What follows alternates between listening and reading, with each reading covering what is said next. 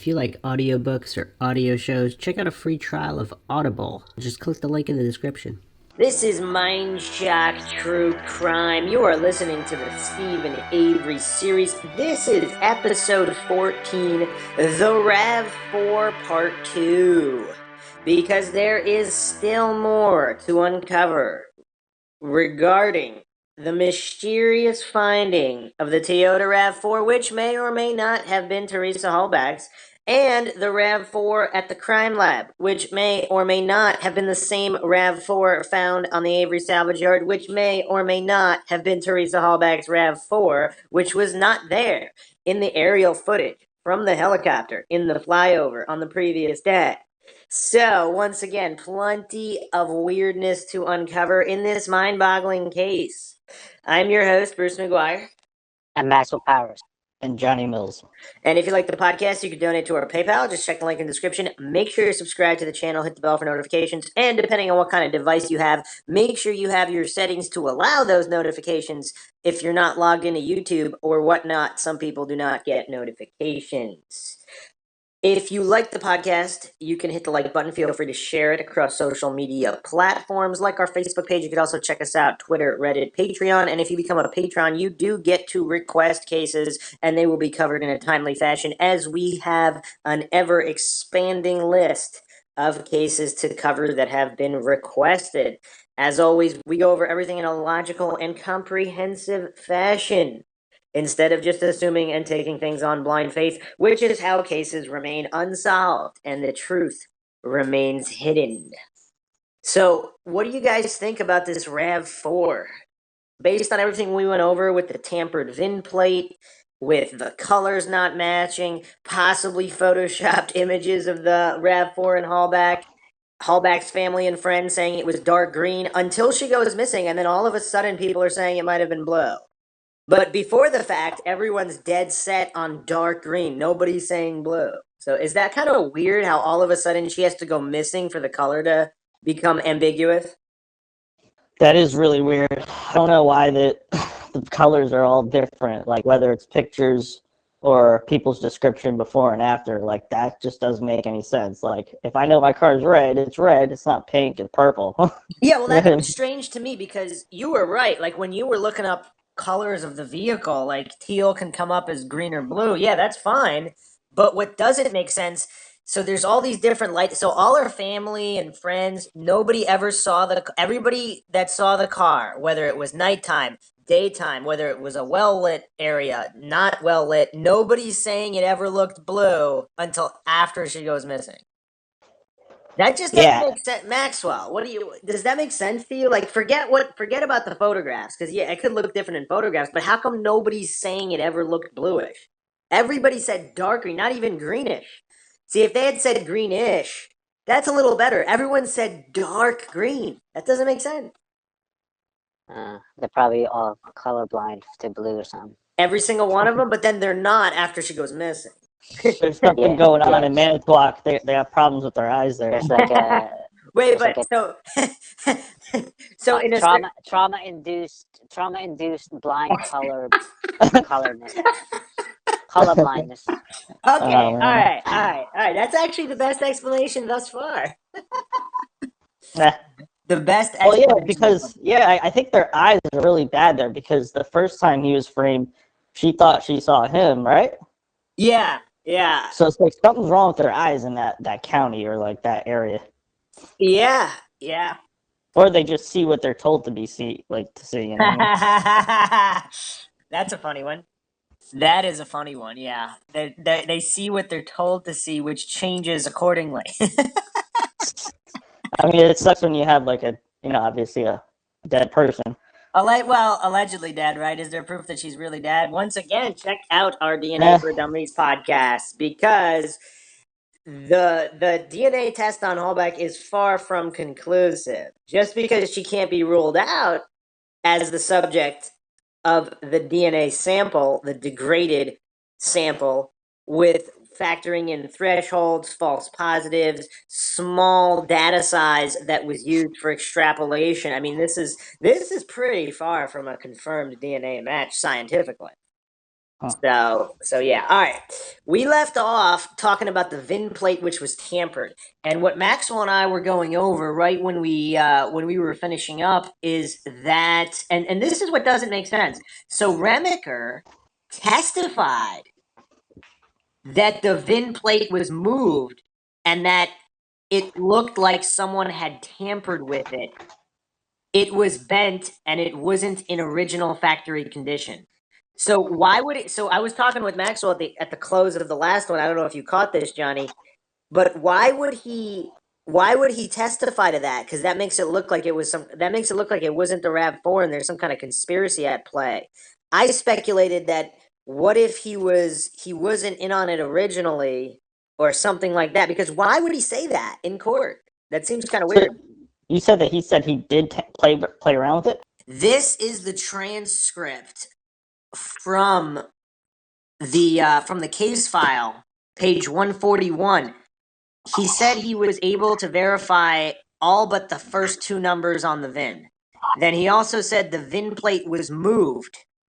Then he said it looked like someone had tampered with it. It was bent and it wasn't in factory condition. Huh. And for some reason, nobody follows up with that. Then they talk about like the flashlight to see Wait, the who was saying that? Remiker in court. Oh, This damn. this is from the court transcript. Maxwell, you don't remember we discussed this. What's his motivation? He could have just completely omitted that information because he's being asked whether or not he could read the VIN. He said once he got the flashlight, then he could see it. There's no reason to volunteer the information about somebody tampering with the VIN plate. That makes it seem like he's not in on the conspiracy. Yeah, that So- says a lot. Like he's volunteering it, and Exactly. like he wasn't no, asked no one whether, asked yeah. him about it. Nothing wrong, yeah. It's almost like he volunteered it because he knows it's a conspiracy and he wants to reveal it. Ah. So he's secretly the good guy doing a little bit of leaks so people could figure it out without him being completely fingered as the guy that blew the whistle because he's afraid of the blowback. Yeah. What was the giving whole clues idea and shit. though?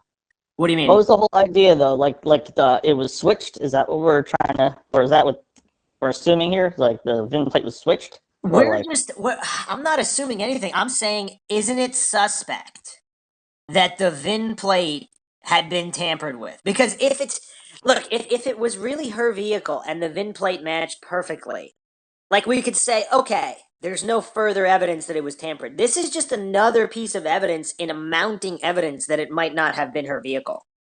Because they're saying the VIN plate was tampered with. So was the VIN taken from her actual vehicle, which may or may not have been sitting at the crime lab at that moment? Or See, here's the thing, man. I was trying to say this the last time, or I did. The OBD sensor, you stick it into the car. Like mechanics use it to diagnose and see if there's a problem with your car. When you plug that in, it tells you what the car's VIN number is, like computer-wise. Like it's hard-coded in. I don't see information anywhere here that they did that. I know, but if they did, then they'll know, like, whether it was tampered with or not, unless they mess with the computer system of the car. Like, you'll know what the actual VIN number is. No, that's a very good point, but we don't have that information. All we have is the information that the VIN plate was tampered with. That's all we have here. What do we like? So okay. Any final Wait, thoughts? how far back does that VIN number electronic thing go? Oh, and how old is her car again? So her vehicle 99? her vehicle was a 99. Yes. Now, what we're actually going to get into next is that some people believe that the RAV4 recovered at the salvage yard and in the crime lab is a 98 and not a 99. And we're going to get into the evidence for that in a moment. Maxwell wants so hold on a second. Maxwell, you want to know how long ECUs have been put in vehicles, like the electronic computer unit? Yeah, because like if it's a 99, I don't know if it's gonna read or what. Oh yeah, no. ECUs are actually quite old. I'm gonna guess 80s. And let me see. Oh, okay. Wow. I think I was right. I think the first ECU, actually the first high volume year was 1981, where they used a modern microprocessor. Huh. So now it doesn't. I don't see here whether or not that included the VIN in it in the 81 version. It may or may not. So some modern vehicles have up to 80 ECUs with embedded software. Yeah, you got it's a whole like system thing. It's OBD, so I'm assuming it has it because I recently went to get my car inspected and I saw an older car there and they plugged it in. So Yeah, no, it's definitely from at least the 80. It says it went into high volume in the early 80s. So since the early 80s, I'm assuming most vehicles had them. So anything from late 80s onward should definitely have it. So yeah, so we're anything in the 90s. I mean, yeah, Maxwell, any vehicle, especially a Toyota. I mean, Toyota is not some no-name brand, so everything would have an ECU with the VIN programmed into it. From I I would got even it. guess late 80s onward. I got it right here. So January 1st, 1996, all cars and light trucks built and sold in the United States were required to be OBD2 equipped. So all cars after 96. Would be with the yeah with that plug, but and ECUs started in early 80s, but you weren't able to check the ECU yourself because that Yeah, was I the guess vehicle. so. So as of 96, any vehicle would be able to be checked for the VIN. All right, Maxwell, what are you doing with that information now that you have it? Um, Or you just wanted to well, verify that that could be done with her vehicle? Yeah. yeah. Okay, all right, I yeah, mean, and it'd it be would cool we if they do that and like match it up with original car title and all that. But I mean, I would assume they did that already, right? it doesn't. I don't see any evidence that they did that in the salvage yard. Because there's So actually even more information in there. It tells you the last time like the code was turned off or the battery was pulled to reset anything. It'll tell you how many miles were driven before it was reset. It tells you a lot of stuff. yeah, that's pretty cool, but we don't have any of that information. We got to sneak in and plug one in. Yeah, yeah. So okay, yeah. So that's the VIN plate issue. So let's move on. On the interior of the vehicle, you have this. So people, again, once again, there's a lot of online sleuths doing serious research work. Some of them are car enthusiasts. There are photographs that clearly show that there is no rubber lining on the interior around the dash near the passenger, the front passenger door. The rubber is missing. Yeah, I see it. How it should look, Yeah, 1999 RAV4, and yeah, then gap here, no yeah. rubber. All right, so All you right. see how in the dash, so the bolt is missing, Oh and yeah. Okay. there's no rubber lining. So what are they doing to this vehicle? So my question The is, the hell? one on the left is just a random Yes, RAV4. It's not correct, hers. It's not correct, hers or anything, right? correct. Okay. The right is hers. So, but is it too much of a coincidence that her vehicle has just been messed with extensively? Like that, this is weird. There's all these. Damn. Wait. What do you think happened? If it was tampered with, what is the purpose of that? To get to the VIN number, or It seems well, possibly. It seems like there was an accident, and they had to make it look like there wasn't an accident because she was supposed to be killed by Avery before the accident. So if she left Avery's by herself, someone ran her off the road or there was some kind of an accident, possibly even law enforcement. We didn't discuss this. What if she got into an accident with law enforcement and she was seriously injured or possibly killed? And they were like, oh, let's just pretend Avery did this on his property. Let's just fix up this vehicle real quick. Sheriff Herman's got a car dealership. Let's grab a RAV4 from there, just switch the VIN plate, boom, boom. And maybe put her real vehicle in the crime lab so they have more time to fix that up because the RAV4 wasn't discovered until all these days later. So that's plenty of time for them because if this did happen on Halloween or even the day after Halloween, they have a couple days to set this whole thing up, put Avery away, sweep Hallback thing under the rug, two birds, one stone, get rid of that $36 million pesky lawsuit. It's so weird. I'd like to see a bigger picture of that because, like, it says here there's a gap here, but it's actually not a gap. It's just a different angle because it's the same. Like, if you look at that gray part It looks bigger. on top. So yeah, on the higher quality version of that, it's a much bigger gap. It's probably twice the size of how it should look. It's separated. Okay. That's weird. Yeah, so some people believe that this is a 1999 photographed in evidence, not a 1998. Okay, so yeah, I just ran her VIN through VIN Decoder, and it does come up. It's a 1999 SUV. Okay, so yeah, this is really bizarre because this is a court document. Yeah, so the VIN they have is for a 1999, so they have the correct VIN in the reports, just like the DMV. However, the police reported it being a 1998. So this is a confidential report of laboratory findings that has since been released. Wisconsin Department of Justice, submitting agency, Sheriff Jerry Pagel. And so the following items were examined and processed for the presence of identifiable finger and or palm prints. And this evidence has never been released on what those fingerprints are because they never released them. Because if they were Avery's, you know they would have added them to the evidence, right? Avery's blood from the planted Q-tip and the transfer DNA from the CSI tech who never changed his gloves from looking at Avery's Grand Am, and then he just went straight to Teresa Halbach's RAV4 and opened the hood without changing the gloves. I mean, this is a professional operations, right, Maxwell? Yeah. So if the fingerprints in the RAV4 were Avery's, they would have said that, right? Yeah. So they must Of have course. found a bunch of fingerprints that weren't Avery's. Who were they? Were they the officers that were messing with the vehicle? Was They it were Teresa Coburn? Halbach.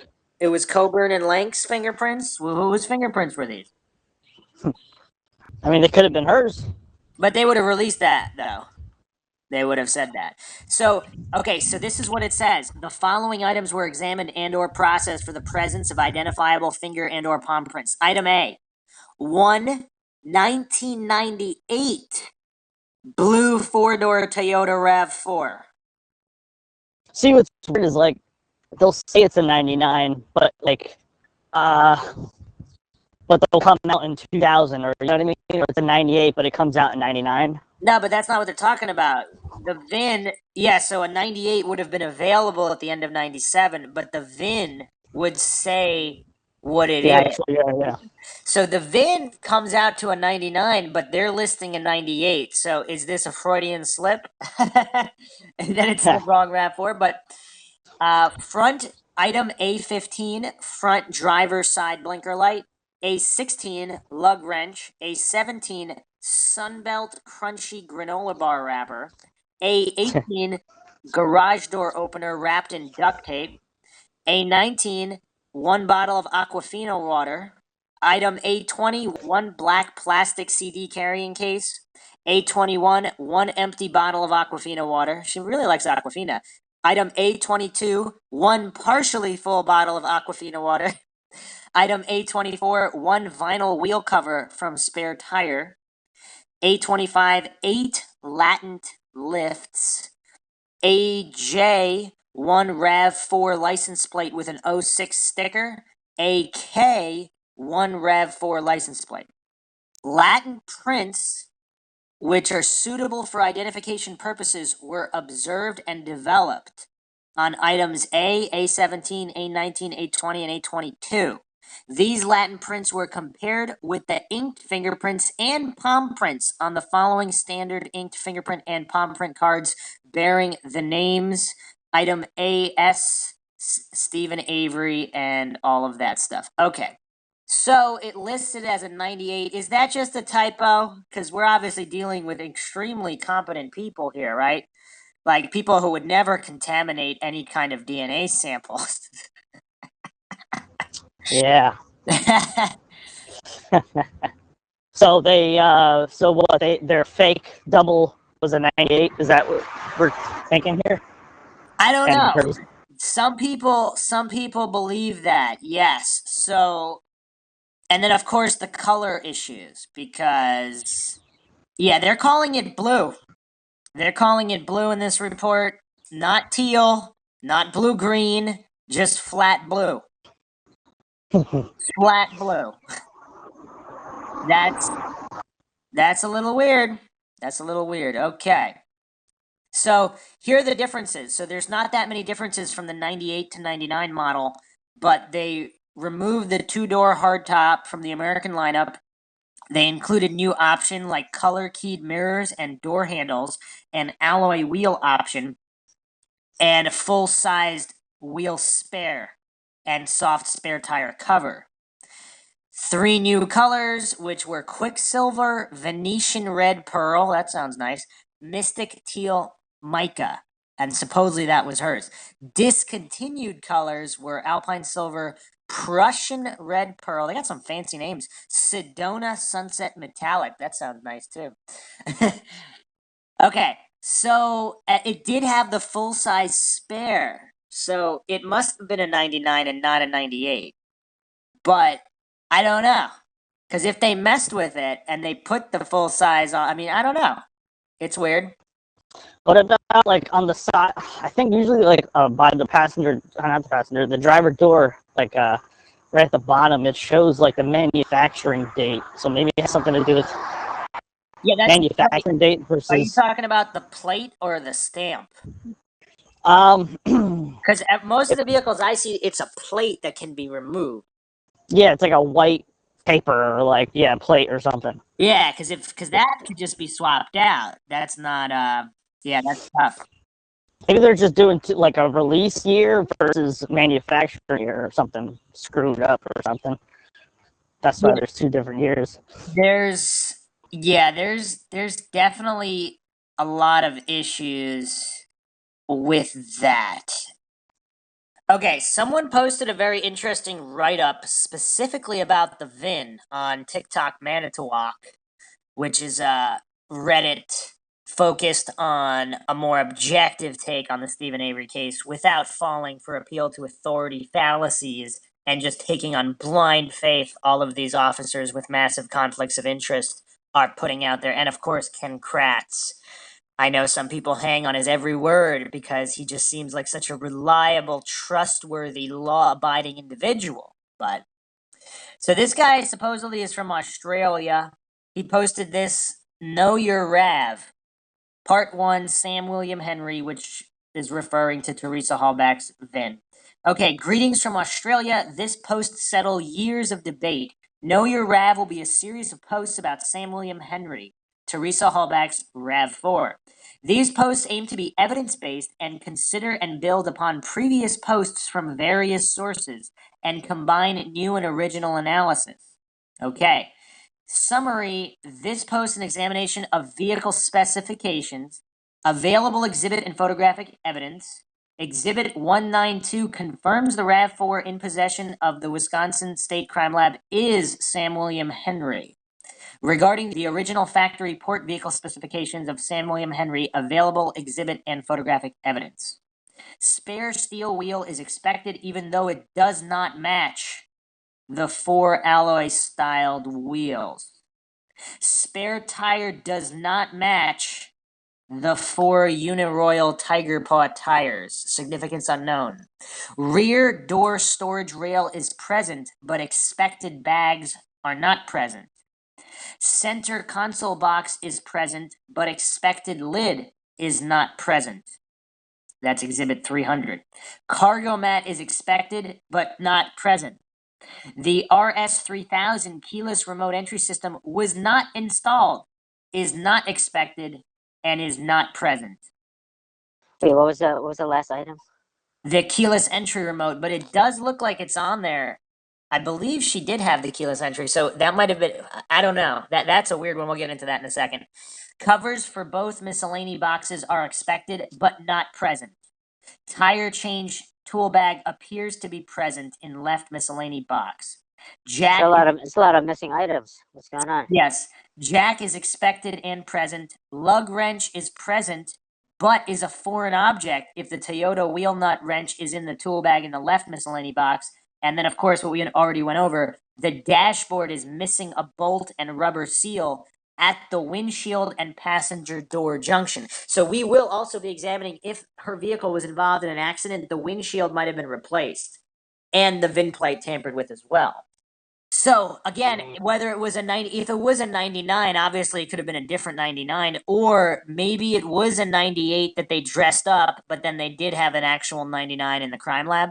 Like if we're playing mix and match, swap-a-roo, switcheroo, we don't know which vehicle was where and dressed up as how because there's all of this shadiness. But yeah, there's a lot of missing items. Is that I mean, this vehicle is only a couple years old.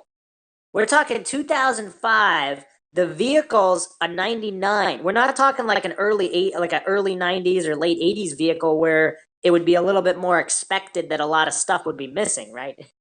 Or maybe not. I don't know. I've had a lot of older cars that have been nothing was missing on them. So I don't know. You think that's strange, Johnny? That all this stuff was missing? Yeah, it is pretty weird that there's stuff missing.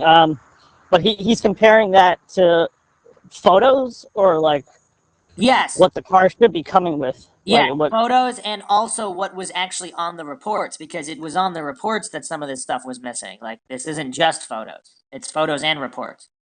Because I mean, like she could have removed something and it got thrown out or whatever, right? Yeah, Like that's obviously a possibility. Yeah, we don't know. It just seems like it's a lot of stuff. It's not just one or two things. Yeah. But yeah, definitely weird. Especially like you said, it's not really an older vehicle at that time, only a few years old. I'm assuming she was the only owner. I think I remember reading something like that. That was her car that she bought out.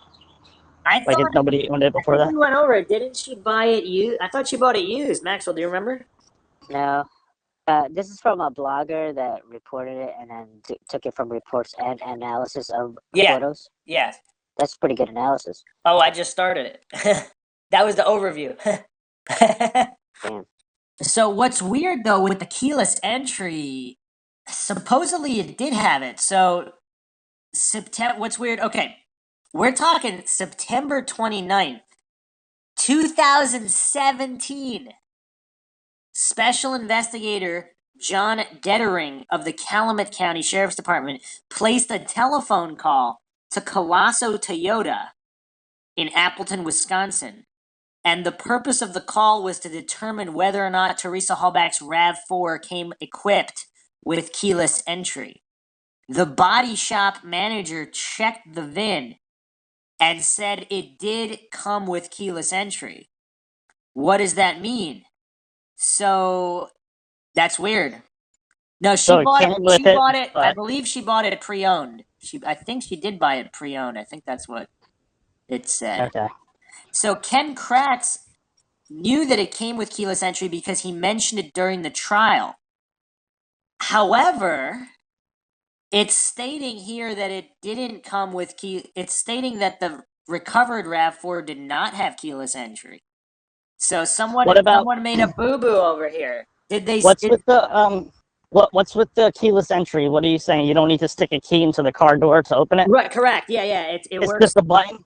Yeah. So the button to unlock and lock. Locks, either it may or may not have the alarm. I think so. There's different options. Some of them have an alarm. Some of them have the trunk opening. So the key that they found at his house, I don't remember the photo. I gotta look it up. What was on there? Did it have a key fob or was it just a key? No, that was just the spare key, which we don't even know if that was from. We don't even know if that was from Teresa's RAV4. Yeah, it was just a key, right? There was nothing else. It was just a spare key. So supposedly her vehicle had keyless entry, but from the crime lab, the reports state that the keyless entry remote system was not installed. Does that mean there was a different system installed that they didn't notice because of their competency levels so high? I don't understand. And Ken Kratz himself says it has keyless entry. So, and then the VIN plate was tampered with. So all of these things are it's just weird. Because why are there all these inconsistencies with the RAV4? That doesn't make any sense. Maxwell, any thoughts on this? Yeah, I don't know. So it was an optional accessory, the keyless entry. So it seems like it was possible to buy them without it. However, yeah, there's a value package. Huh. So it seems like They're saying there could have just been a problem where it did have the keyless entry, but nobody was aware of it. So Toyota Carfax dealer Daily, they were not aware of it. Some people are speculating that. Huh. So other people are speculating that she had a keyless entry system installed after she bought it. So it originally didn't have it, which is why it stated it didn't have it. But then she got it after the fact. Lot of shadiness here. Lot of shadiness. And then of course the tire, well, does the spare tire not matching? That's so the tires are aluminum alloy wheels and the spare is a steel wheel. And these are all Toyota spec. And that's a problem because supposedly, and it has no center cap and the bolt pattern looks different as well.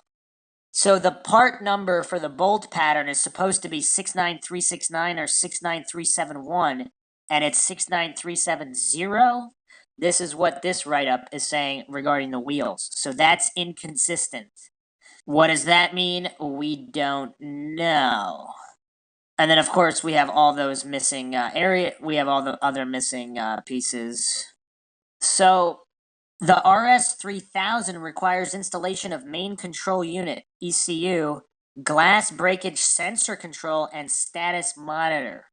This is on a Toyota 99 Toyota RAV4. So there is no exhibit or photo evidence of any of the RS3000 components. Particularly the status monitor is not present in Exhibit 290.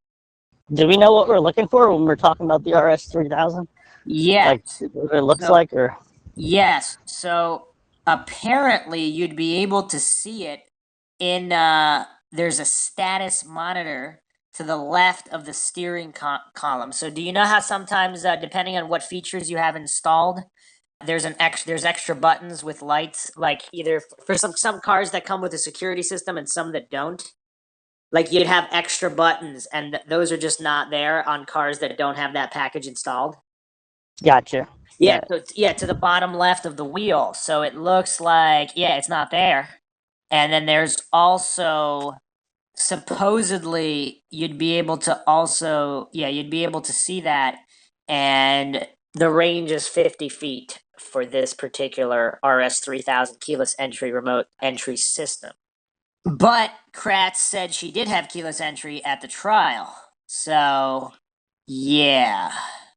So also possible what people are saying is that it can be installed by a dealer after the fact and does not have to come at factory. So she could have, obviously you can add keyless entry at any shop that specializes in electronic installation for vehicles, but the dealers also do that. So if they get it from the factory, they want to upgrade the package, they can just add it after the fact. But this is all unclear, and if they add it after the fact, it wouldn't necessarily be factory spec. May or may not, but... And also, like the Ryan Hilligus guy and the Scott Blodorn or Bladorn, whatever, they would know what kind of key she had. Well, apparently at trial, Kratz said she did have keyless entry, so it seems like people after the fact said that she did. So she did.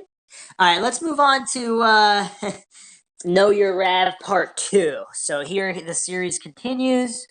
Buckle up because this one is good. I'll impeach the testimony of John Ertl.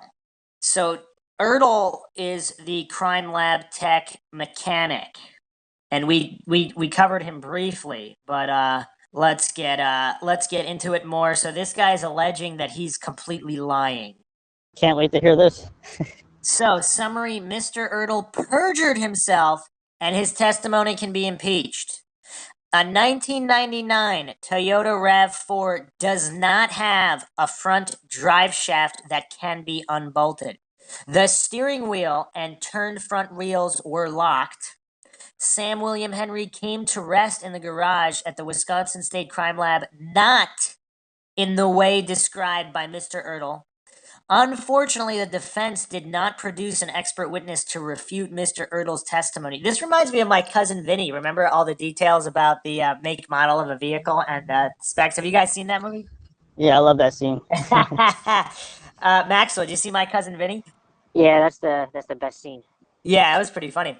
Nor did they recognize or question Mr. Ertl about the big problems Sam William Henry exposed about his testimony. They should have got, yeah, they should have got Joe Pesci to handle this one. But any automotive expert, the wrecker at Avery Salvage Yard, and the local wrecker used by the Wisconsin State Crime Lab would be able to assist with any inquiries into this matter. The local wrecker used by the Wisconsin State Crime Lab would be able to be traced through Wisconsin State Crime Lab records. All right, so let's go over this.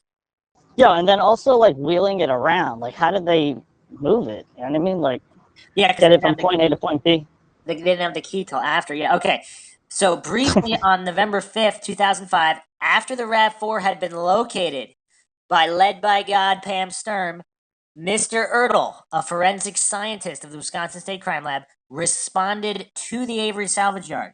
Mr. Ertl was involved in the recognition and retrieval of various key pieces of evidence, including the RAV4, Sam William Henry. On February 19th, 2007, day 6 of the Steven Avery trial, Mr. Ertl gave witness testimony about Sam William Henry under direct cross, redirect, and recross examination. It is recommended that you read this testimony to familiarize yourself with the context of what is about to be discussed. Unfortunately, the defense did not produce an expert witness to refute Mr. Ertl's testimony, nor did they recognize or question Mr. Ertl about the big problems Sam William Henry exposed about his testimony. Nevertheless, Mr. Ertl did give enough deliberate information first, under direct examination, to allow his testimony to be impeached. Even though there is much more testimony and evidence to be dissected, for the purpose of this post, I am only focusing on the vehicle specifications of Sam William Henry. Reference testimony. For reference, the full relevant passage of Mr. Ertl's testimony is reproduced below alongside exhibit photographs and diagrams to visually demonstrate what Mr. Ertl was describing. Okay, the findings. It is important to first establish the condition of Sam William Henry after Mr. Ertl had retrieved it and delivered it to the Wisconsin State Crime Lab garage. By the way, in the Crime Lab photographs, it looks completely blue. It has no greenish tint at all that I can see. But Ronald Graffy testified that Sam William Henry was found in the Wisconsin State Crime Lab garage on November 6, 2005, as depicted in his photographs, particularly exhibits 289, 290, and 293. So this is from the trial transcript, February 23rd, 2007, day 10, page 53. Mr. Graffy, on the back of each of these photographs, there's an exhibit number. They are sequentially numbered, exhibit 289 through 305. I would like you to take the top photograph, which would be exhibit 289, and I'm going to ask you to describe what that photograph is of. And please tell the jury that, and we're going to show that. Well, here it is up on the screen. Describe what the photograph is, please. State's Exhibit 289 is the exterior view of the RAV4 from the driver's side of the vehicle. And the photograph that you have in your hand, that's the same photograph that is up on the big screen? That is correct. Sir, will you take the next photograph and describe that? Tell us what the exhibit is and describe it for the jury. That's State Exhibit 290. That is the front interior portion of the RAV4 looking from the driver's side of the vehicle. And is that the photograph, the same photograph we have on the big screen? Yes, it is. Next exhibit, sir, exhibit 293. That is a view again of the front passenger area, looking through the front passenger door of the seat and floor area and part of the dash. And again, where were these photographs taken? At the Wisconsin State Crime Lab in Madison. And is the photograph that you just described accurately represented up here on the big screen? Yes, it is. It is not necessary to revisit the fact that everyone who came into contact with the RAV4 claims that it was locked. So in these photos, the driver and passenger door are open. So he just verified these exhibit photographs. Okay? Mr. Graffy went on to describe finding the driver's side door unlocked on the morning of November 6, 2005, and that he reached over and around to unlock the other three doors. Mr. Graffy confirmed under cross-examination by Mr. Buting that exhibits 289, 290, and 293 were taken on November 6th and represented the condition of the vehicle as it had come to rest in the Wisconsin State Crime Lab garage. So we actually went over that briefly about how they got it open if it was locked and all of the conflicting testimony. Then they were getting copies of keys. We have no idea if the key that was found in Avery's trailer was even to Teresa's RAV4. We don't know any of that because none of that's ever been confirmed. So it's all quite bizarre. So moving on. So page 62. Buting. Okay, it was your understanding, though, that this Toyota RAV4 had arrived at your, Madison lab sometime very, very late the night before Saturday night, early morning Sunday. Graffi says, I don't know that for sure, sir. Buting says, okay, well, when she called you in, your supervisor, would that be Lucy Meyer? That's correct. Did she tell you that this had just arrived and you were going to be one of the first people to see it? She had conveyed to me that they received a vehicle at the lab for processing, and she was wondering if I could come in and assist and do the photography on the vehicle. Okay, and when you arrived, it was parked in the garage that was displayed in that first photograph. That's correct. As above, under direct examination, the first photograph referred to by Mr. Buting was Exhibit 289. Okay, so he's saying that's how he found the vehicle. So that first photograph is the vehicle with the doors locked. The other photographs are with the vehicle with the doors open. Does that make sense, guys? So he found it with the doors closed, and yet the doors were then opened. So he saw it once, doors were closed, he came back and the door open? No. Right as it was found with the doors closed. That's how they said they found it. But then the photographs were with doors open. So they must have opened the doors right as they went up to it, which means it was unlocked. Even though everybody says it was locked. So the question becomes... So you're talking about at the scene, not at the crime lab. No, we're talking about at the crime lab. Okay. Okay. That's very interesting. So, yeah, exactly. Look at Maxwell paying attention here. It's in the crime. So, yes, doors locked at the Avery salvage yard. Doors locked at arrival at Wisconsin Crime Lab. And then Graffi shows up, takes photos with the doors open. So the first photo, doors closed. Second photo, doors open. And these were all taken at the same time. So how did they get it open? All right. All right, so now we're going to look at John Ertl. In order to understand what you're about to be shown, it is necessary to follow the relevant activities of Mr. Ertl on November 5th, 2005. There are no known photographs of the vehicles or events described by Mr. Ertl, so diagrams of these vehicles and events are provided alongside Mr. Ertl's testimony as described by Mr. Ertl. First, Pam Sturm located the RAV4 in the southeast corner of the Avery salvage yard November 5th, 2005. Once again, she was led by God through 4,000 vehicles and just went directly to the RAV4 in a straight line in like 15, 20 minutes. Not suspicious at all. Okay. So she photographed the RAV4. We also know the driver's side front end damage to Sam William Henry predates the findings by Miss Sturm and the retrieval by Mr. Ertl because the damage can be seen in one of the photographs Miss Sturm took in Exhibit 33. In his testimony, Mr. Ertl said that once he arrived at Avery Salvage Yard, he was led to a flat area adjacent to the vehicle crusher where he parked his response vehicle, Exhibit 96. Then Mr. Ertl proceeded on foot along the grassy, overgrown gravel and dirt road around the pond to where Sam William Henry was located. Mr. Ertl confirmed that the front of Sam William Henry was facing west.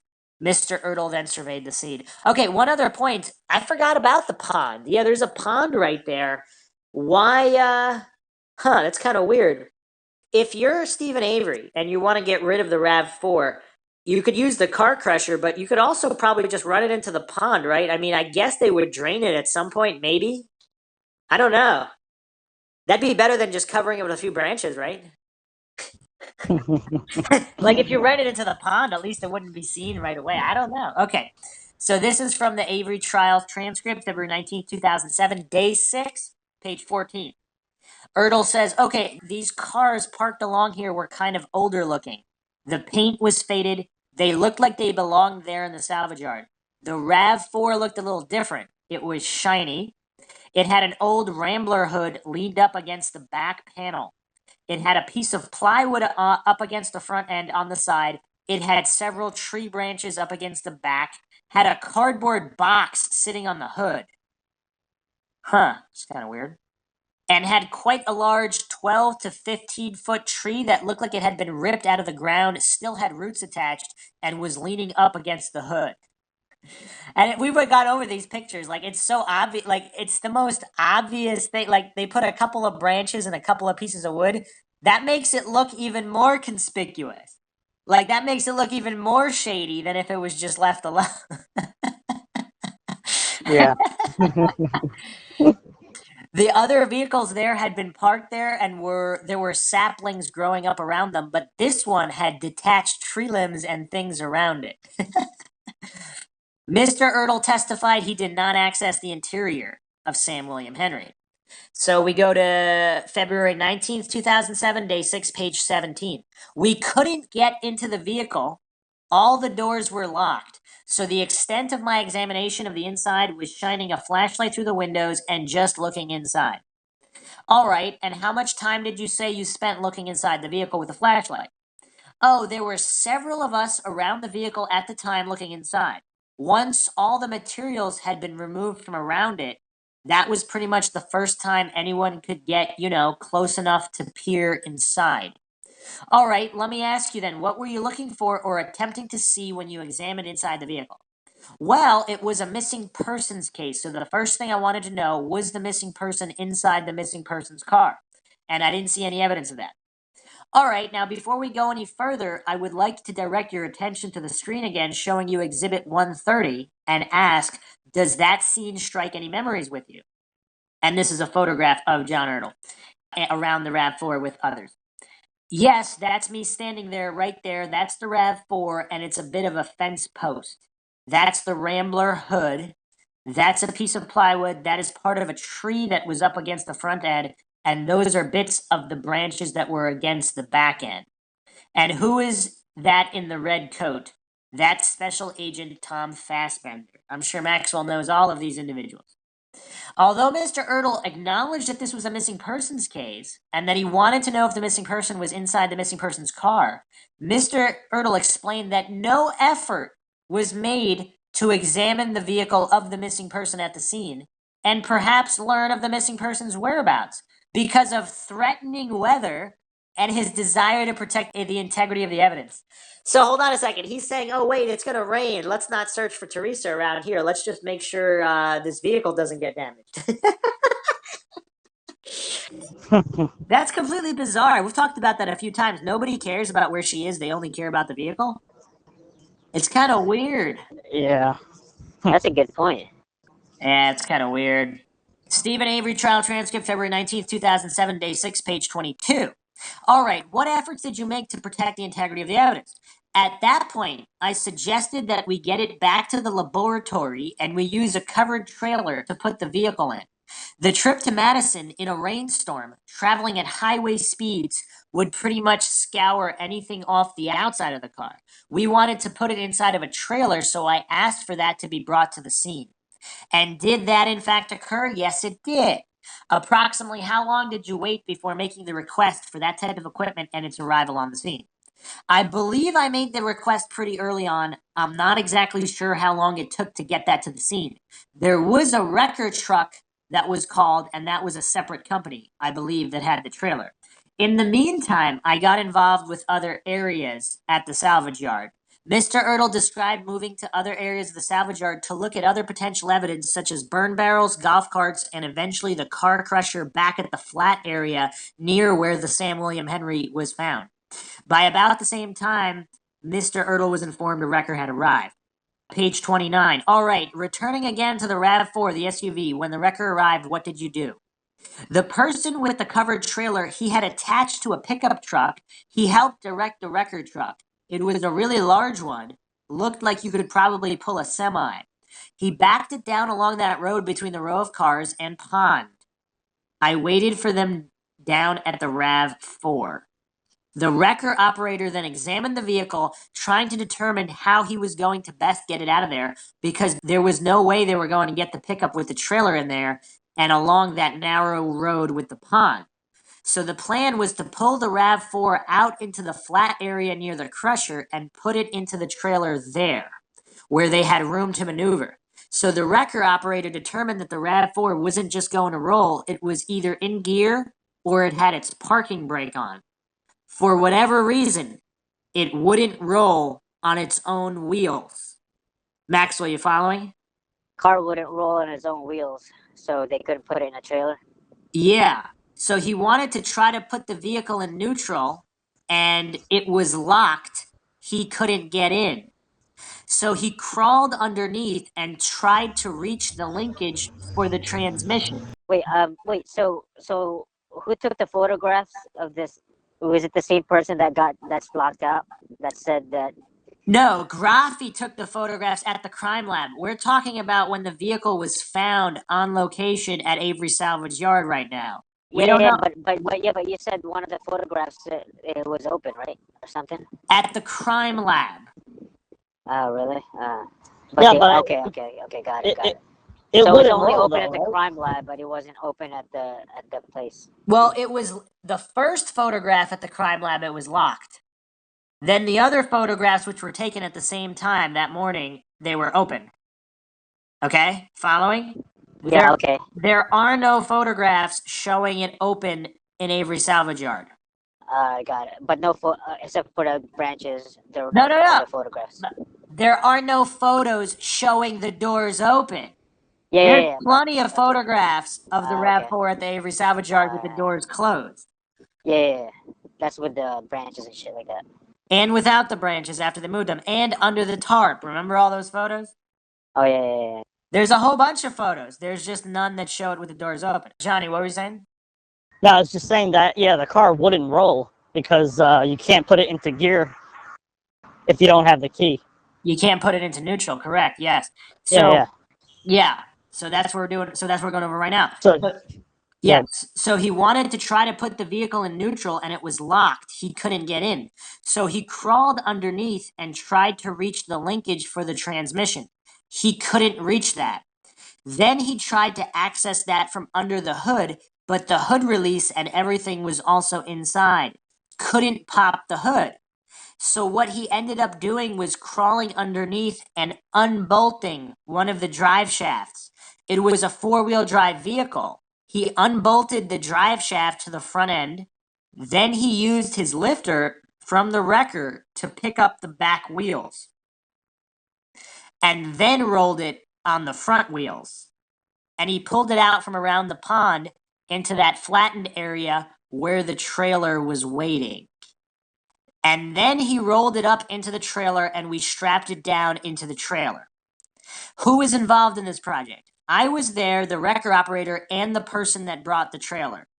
Once the vehicle was secured, what did you do? We then prepared, and I'm not sure if this is the point where they actually had the ramp raised now, and we then looked at the crushed vehicle in the crusher, or if that had occurred prior to moving the RAV4 out. But at any point, at some point, Tom Fassbender said that we don't need you anymore right now. Get the RAV4 back to the lab. All right, during your exposure to the SUV, how many law enforcement officers were in the immediate vicinity of that vehicle? When I first arrived, I would guess 3 to 4. There was always one standing away from it, and that person was there just to make sure that no one who didn't belong there was there. That was like the security guy. When I first arrived, they were removing the tarp. I think there were 3 or 4 there. Tom was there with me, my photographer. There was another. You mentioned Tom Fassbender. Agent Fassbender, who is seated here? Yes. All right. And I don't know all the people involved. All right.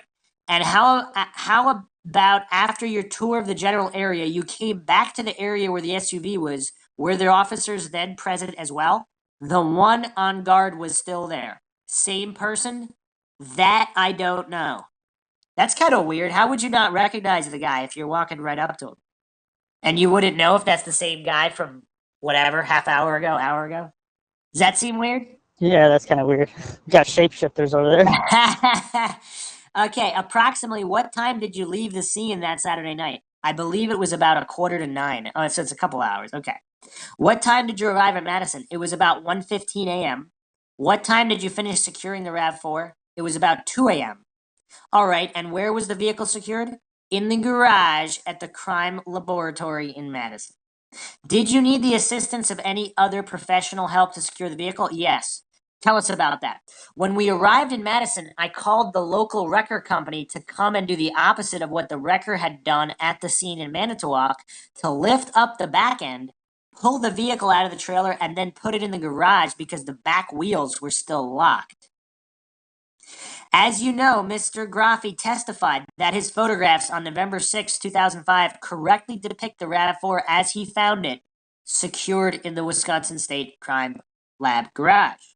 Again, these exhibit photographs of Sam William Henry at the garage present a huge problem for Mr. Ertl and the state of Wisconsin.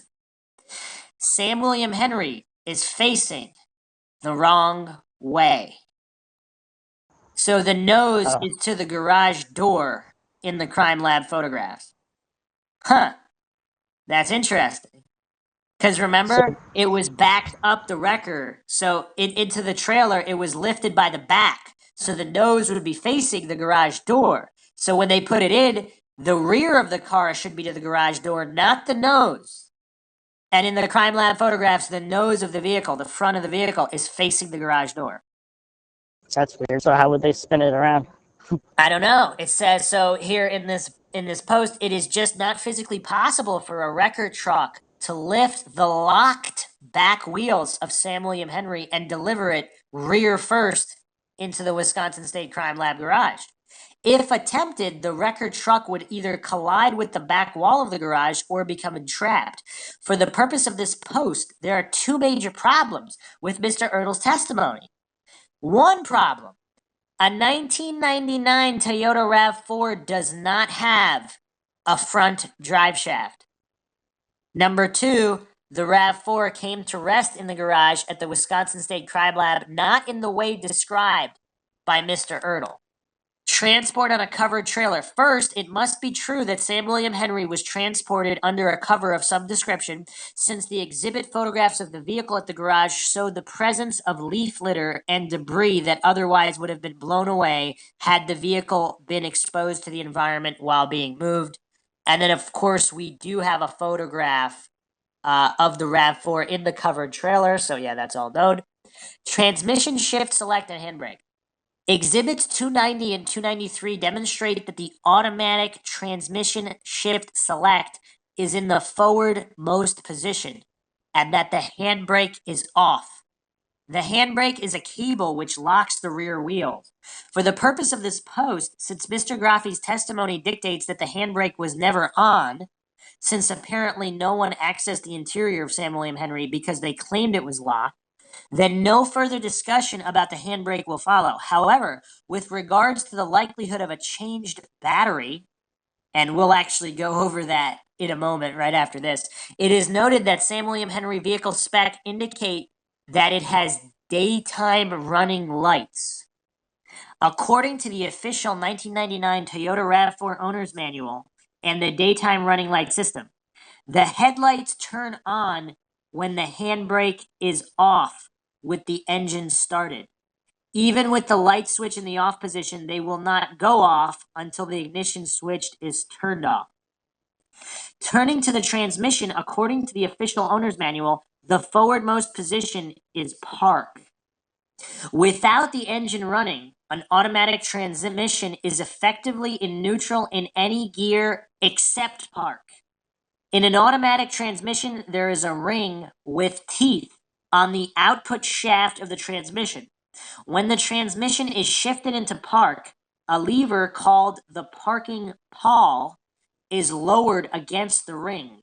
If the parking pawl does not land squarely into an opening in the ring, the car will roll slightly, and there will usually be an audible click as it engages. The parking pawl then holds the output shaft from turning. Consistent with Mr. Ertl's testimony and Mr. Graffi's photographs, if the shift select is in park, none of the four wheels of a 1999 Toyota RAV4 all-wheel drive will roll. Therefore, in order to get any wheels to roll so that the vehicle may be towed, without accessing the interior of Sam William Henry to move the shift select out of park, because all doors are locked, it is necessary to disengage the relevant wheels from the transmission and engine. All-wheel drive and transaxle. If you do not understand the differences between all-wheel drive and four-wheel drive, it is recommended you research to understand. A Toyota-Club.net website provides a comprehensive history of Toyota all-wheel drive. The vehicle spec of Sam William Henry dictate that it was an all-wheel drive. It's a 2.0 liter four-cylinder DOHC engine number 3S2-546853. It is a 4-speed, electronically controlled automatic transmission and full-time four-wheel drive. A description of the 99 RAV4 automatic transmission and drivetrain can be found on the Toyota-Club.net website. And they have the differences here between the all-wheel drive and the four-wheel drive. So the four-wheel drive has the transfer case closer to the middle, whereas the all-wheel drive has the transfer case all the way in the front, directly between the wheels. The four-wheel drive has it closer to the middle of the vehicle with a center differential directly behind it, whereas in an all-wheel drive, it's to the left of it, under the driver's side.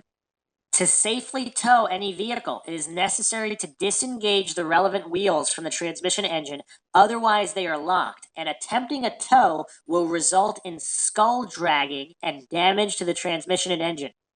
Briefly, the scenario described by Mr. Ertl in his testimony is that the Avery salvage yard, the wrecker crawled under the vehicle and unbolted one drive shaft to disengage both front wheels from the transmission engine to enable those front wheels to turn freely under tow. I'm just trying to think out loud here. So, like, let's say a RAV4, that same one parked at somewhere it shouldn't be parked. The owner calls to get it towed. Okay, what do? They would have to have access to the interior of the vehicle. But usually that doesn't happen, right? If the owner is there or it's unlocked. No, I mean, like, the car shouldn't be parked there, so the owner of the business calls a towing company to get rid of the car. Like, what do? They damage the vehicle. But check out the differences between all-wheel drive and four-wheel drive. So check out the image. So like, four-wheel drive needs to be like engaged, right? Or like no, turned on. So this is full-time four-wheel drive. So it's all-wheel drive. Yeah. Well, that's all-wheel drive. So that's their name for it. So their name, it says vehicle spec full-time four-wheel drive, but the VIN states that it's technically an all-wheel drive. And if you look at the diagrams of all-wheel drive versus four-wheel drive, you can see the differences. Maxwell, you see it? No, not yet.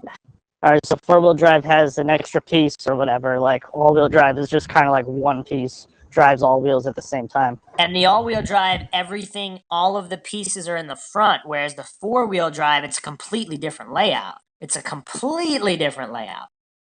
You guys see that? Yeah. So, yeah, let's continue going over this. So, according to Ertl's testimony, the wrecker crawled under the vehicle, unbolted one drive shaft to disengage both front wheels from the transmission and the engine to enable those front wheels to turn freely under tow. Mr. Ertl relies on the RAV4 being a four-wheel drive model in four-wheel drive mode. It is true that in the case of a four-wheel drive, which for the scenario presented by Mr. Ertl is actually a part-time four-wheel drive in four-wheel drive mode, disengaging the front drive shaft will isolate the front wheels from the transfer case. Therefore, the front wheels will be disengaged from the transmission engine and the vehicle might be towed with the front wheels on the ground. However, in the case of an all-wheel drive, particularly Sam William Henry, which is a 1999 Toyota RAV4, there can be considered three drive shafts. Front left half shaft front right half shaft and the rear drive shaft. In this all-wheel drive, disengaging the rear drive shaft isolates only the rear wheels from the transaxle. Therefore, only the rear wheels will be disengaged from the transmission and the engine. In this all-wheel drive, and bearing in mind, Mr. Ertl testified that only one drive shaft was disengaged. Disengaging only one of the front drive shaft does not disengage the other front drive shaft. Therefore, the vehicle still won't roll freely on both front wheels. Are you following, guys? Yeah, it's pretty crazy. So he'd So have it to... shouldn't have been able to roll. Correct. Maxwell, did you But get what that? if? But what if he actually did that? He just didn't explain it properly, or like, you know what I mean? Like, Yeah, hold on. Hold on. Let's finish with this. Wait, so this whole point is that they're having a hard time dragging the. They should have had a hard time dragging into the trailer because the way the car is. Well, there's different walking. scenarios here. If that's not Teresa Halbach's RAV4 and it's a four-wheel drive, then that's fine, but it's still facing the wrong way in the crime lab because it was taken up backwards into the closed trailer. I see. I'm just wondering if you could use some sort of like, if you change your tires or something, you have to use that little pump to get it up.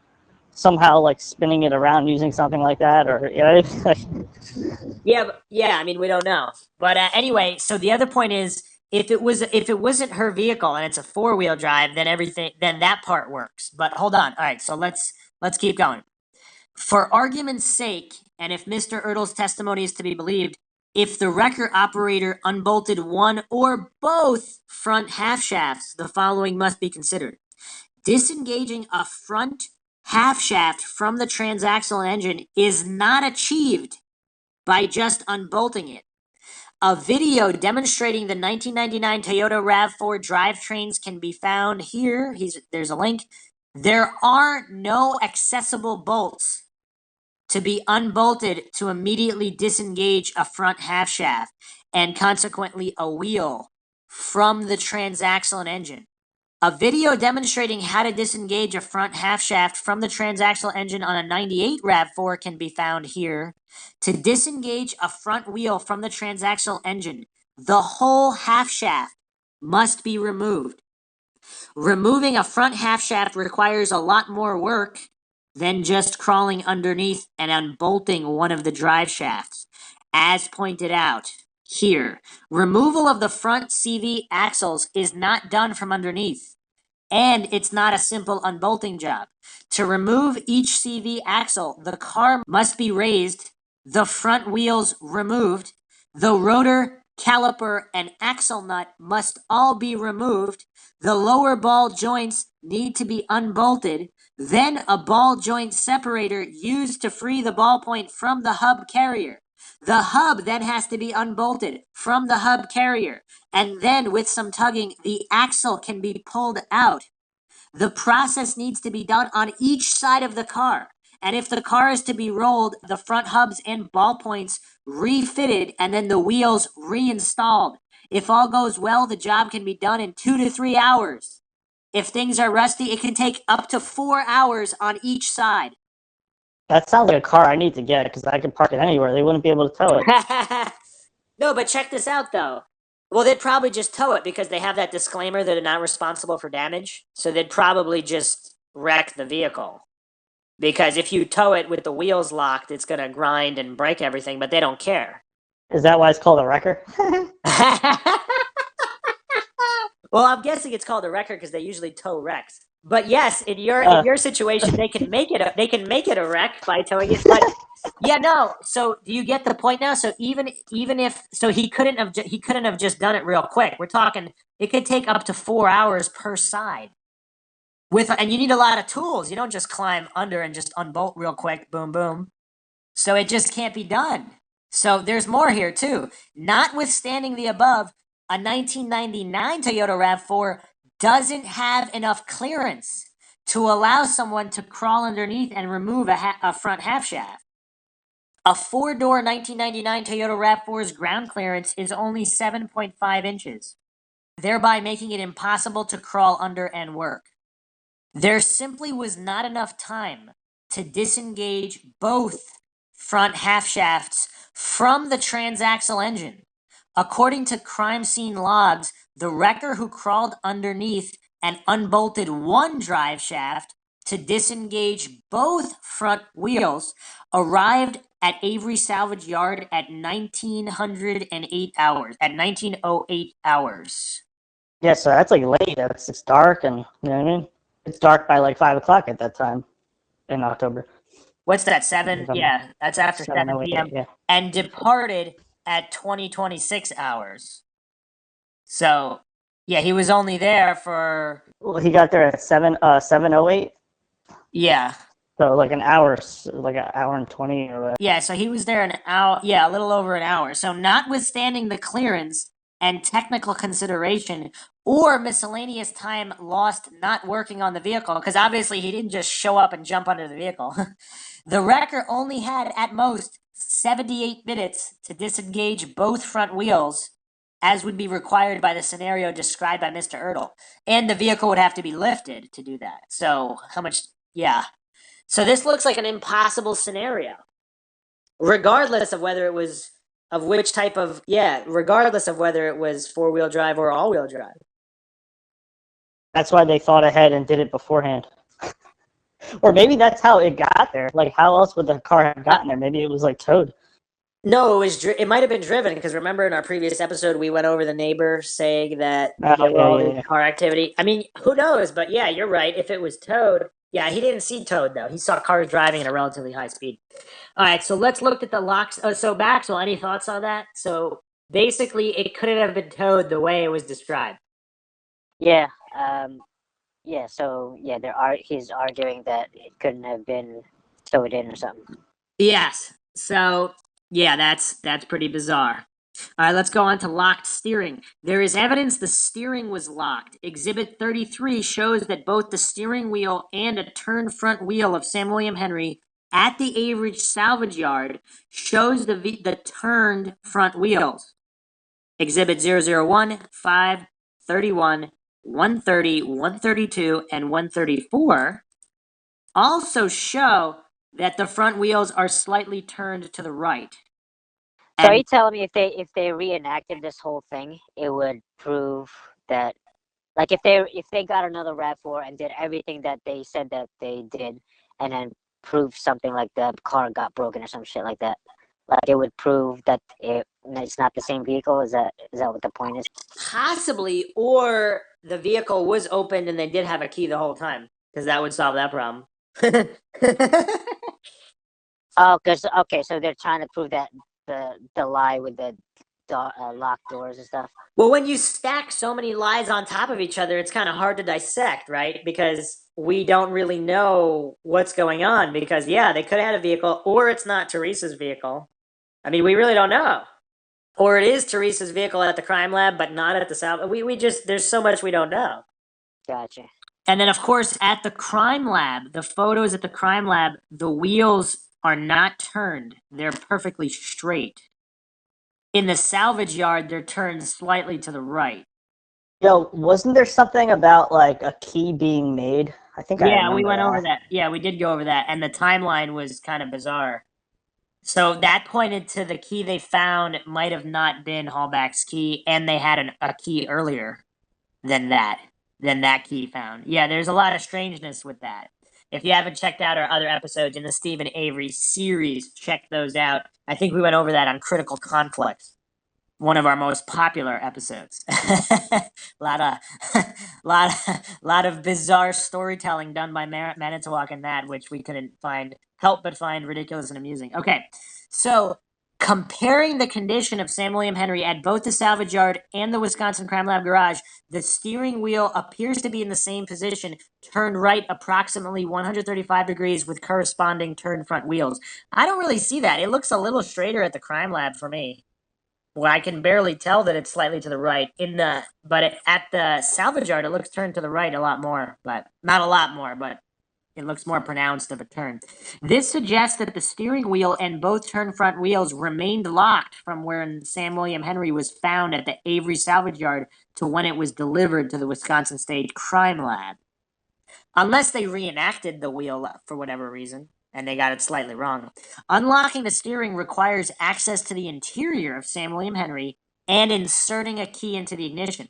If the steering on the front wheels was locked and turned to the right, and Mr. Ertl's testimony is true, then rolling Sam William Henry on its front wheels would have been very difficult.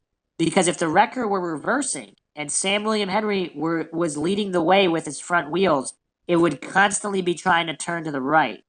If the wrecker were driving forwards and Sam William Henry was trailing on its front wheels, it would be difficult to tow and would be skull dragged. That's an interesting term, skull dragged, and wear would be evident on the front tires. If the steering wheel and turn front wheels were locked, Sam William Henry may not have been retrieved and placed into the covered trailer at Avery salvage yard, nor would have been delivered to the Wisconsin State Crime Lab garage rolling on its front wheels as described by Mr. Ertl. This is all weird. This makes it seem like there really were two different RAV4s. Or neither one of the RAV4s is Teresa's. What do you guys think about that? So hard to say. I mean, it's just going off of what they tell us. Like, Yeah, but it doesn't even make sense. It doesn't add up. It doesn't add up because it doesn't match the facts, doesn't match the evidence. As demonstrated at the Wisconsin State Crime Lab garage, Sam William Henry is facing the wrong way.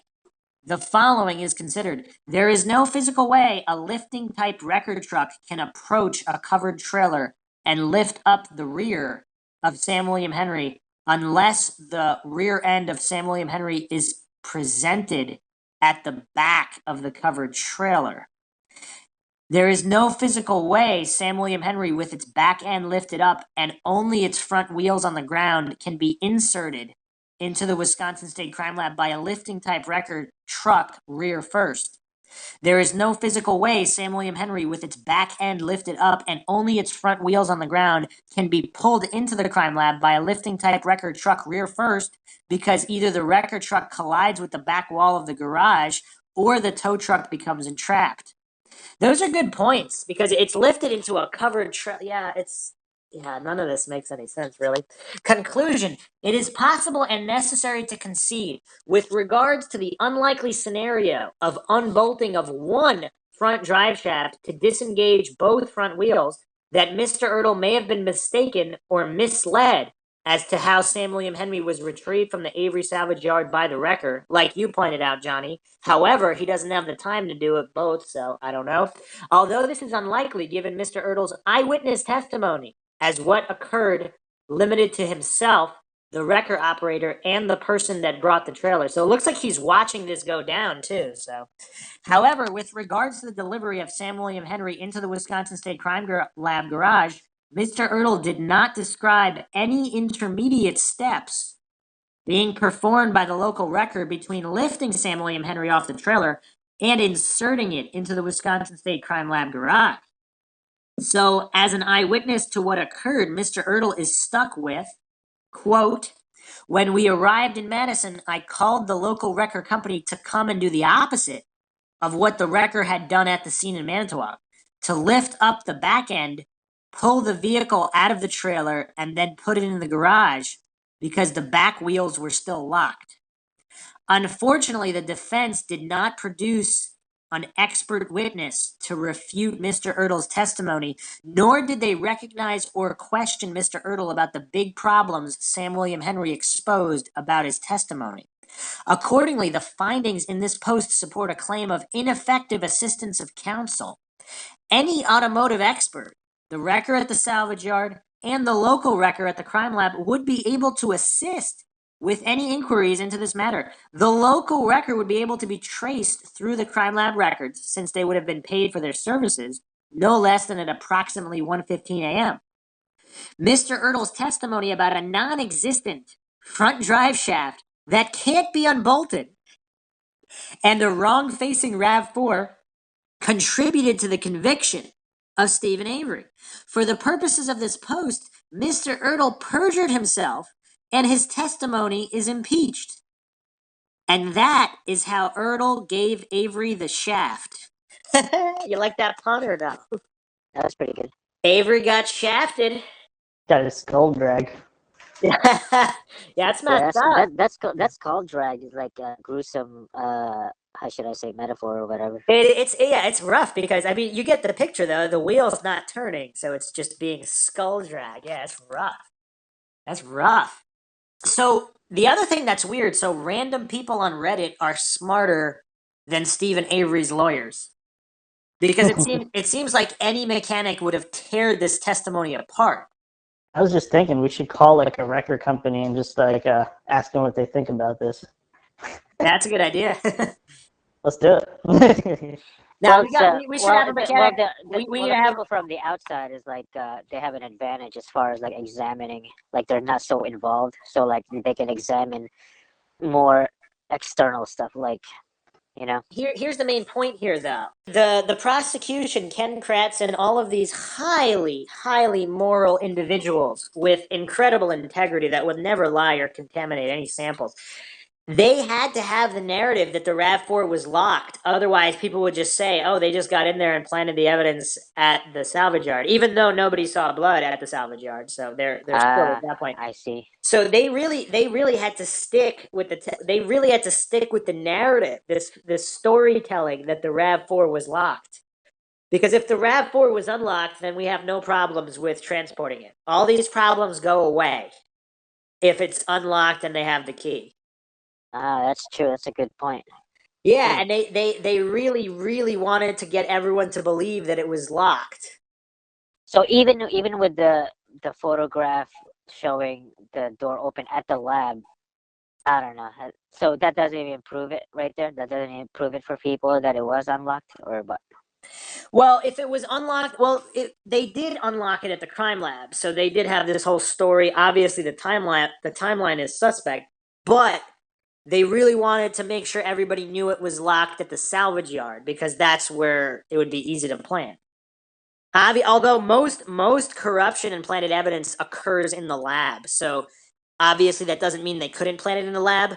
But this is Wisconsin, and Manitowoc seems to think that most people are stupid. So if they can convince everybody that it was locked at the salvage yard, somehow I guess they would think they'd be beyond suspicion. I mean, I'm trying to figure. I mean, none of the state's case makes any sense, as we've gone over many times. Like, they leave no evidence in the bedroom. They kill her in the bedroom. Then they kill her again in the garage, which might have had too many vehicles in it to even kill Halbach. I mean, none of this, while there's a bunch of neighbors next door, then they sprinkle her remains everywhere, and yet the dogs don't even alert to her remains in the burn pit. There is no fire. That we have the legend of the bonfire that we went over in so-called evidence episodes. None of this makes any sense. So it's kind of, it just really doesn't make any sense. Yeah, and they also found blood in his Pontiac. What was that? They also found blood in his Pontiac, right? Yes. So they were going through the Pontiac, so they could have easily planted it then and there at the salvage yard as well. Especially with these CSI techs that don't even change gloves. So. So this is the third part of Know Your Rav. The wheels of justice turn slowly. So in part one, I confirmed that there was no second decoy RAV4. I wouldn't take that as a confirmation in any way because the VIN plate was tampered with. In part two, I impeached the testimony of John Ertl, that he did. Now I'll impeach Mr. Ertl's testimony again, break the chain of custody of Sam William Henry, and reveal further perjury. Are any of us going to be shocked by this? The wheels of justice turn slowly. Summary: Mr. Ertl did not report his activities on November 5th, leaving only his testimony as evidence. Mr. Ertl perjured himself and his testimony can be impeached. A 1999 Toyota RAV4 does not have one front drive shaft that can be unbolted. There is evidence that transmission shift select was shifted out of park. There is evidence supporting Sam William Henry was unlocked and entered at the Avery salvage yard. Is that when they had the tarp up and they were doing the whole circus show? Yeah, that was definitely that time. Mr. Ertl is a broken link in a broken chain of custody. Sam William Henry and all evidence therein is evidence that was exposed to contamination and known to be manipulated, and that the opportunity did exist for the planting and tampering of evidence. Unfortunately, the defense did not produce an expert witness to refute Mr. Ertl's testimony, nor did they recognize or question Mr. Ertl about the big problems Sam William Henry exposed about his testimony. Any automotive expert, the wrecker at the salvage yard, the local wrecker at the crime lab, and all witnesses to the towing of Sam William Henry at the salvage yard would be able to assist with inquiries into this matter. Avery's case should just be completely thrown out due to incompetent defense. Did he have an adequate defense? Like, it seems like Buting and Strang didn't even really give him that good of a defense. It's just, he got hosed. He got shafted at his trial.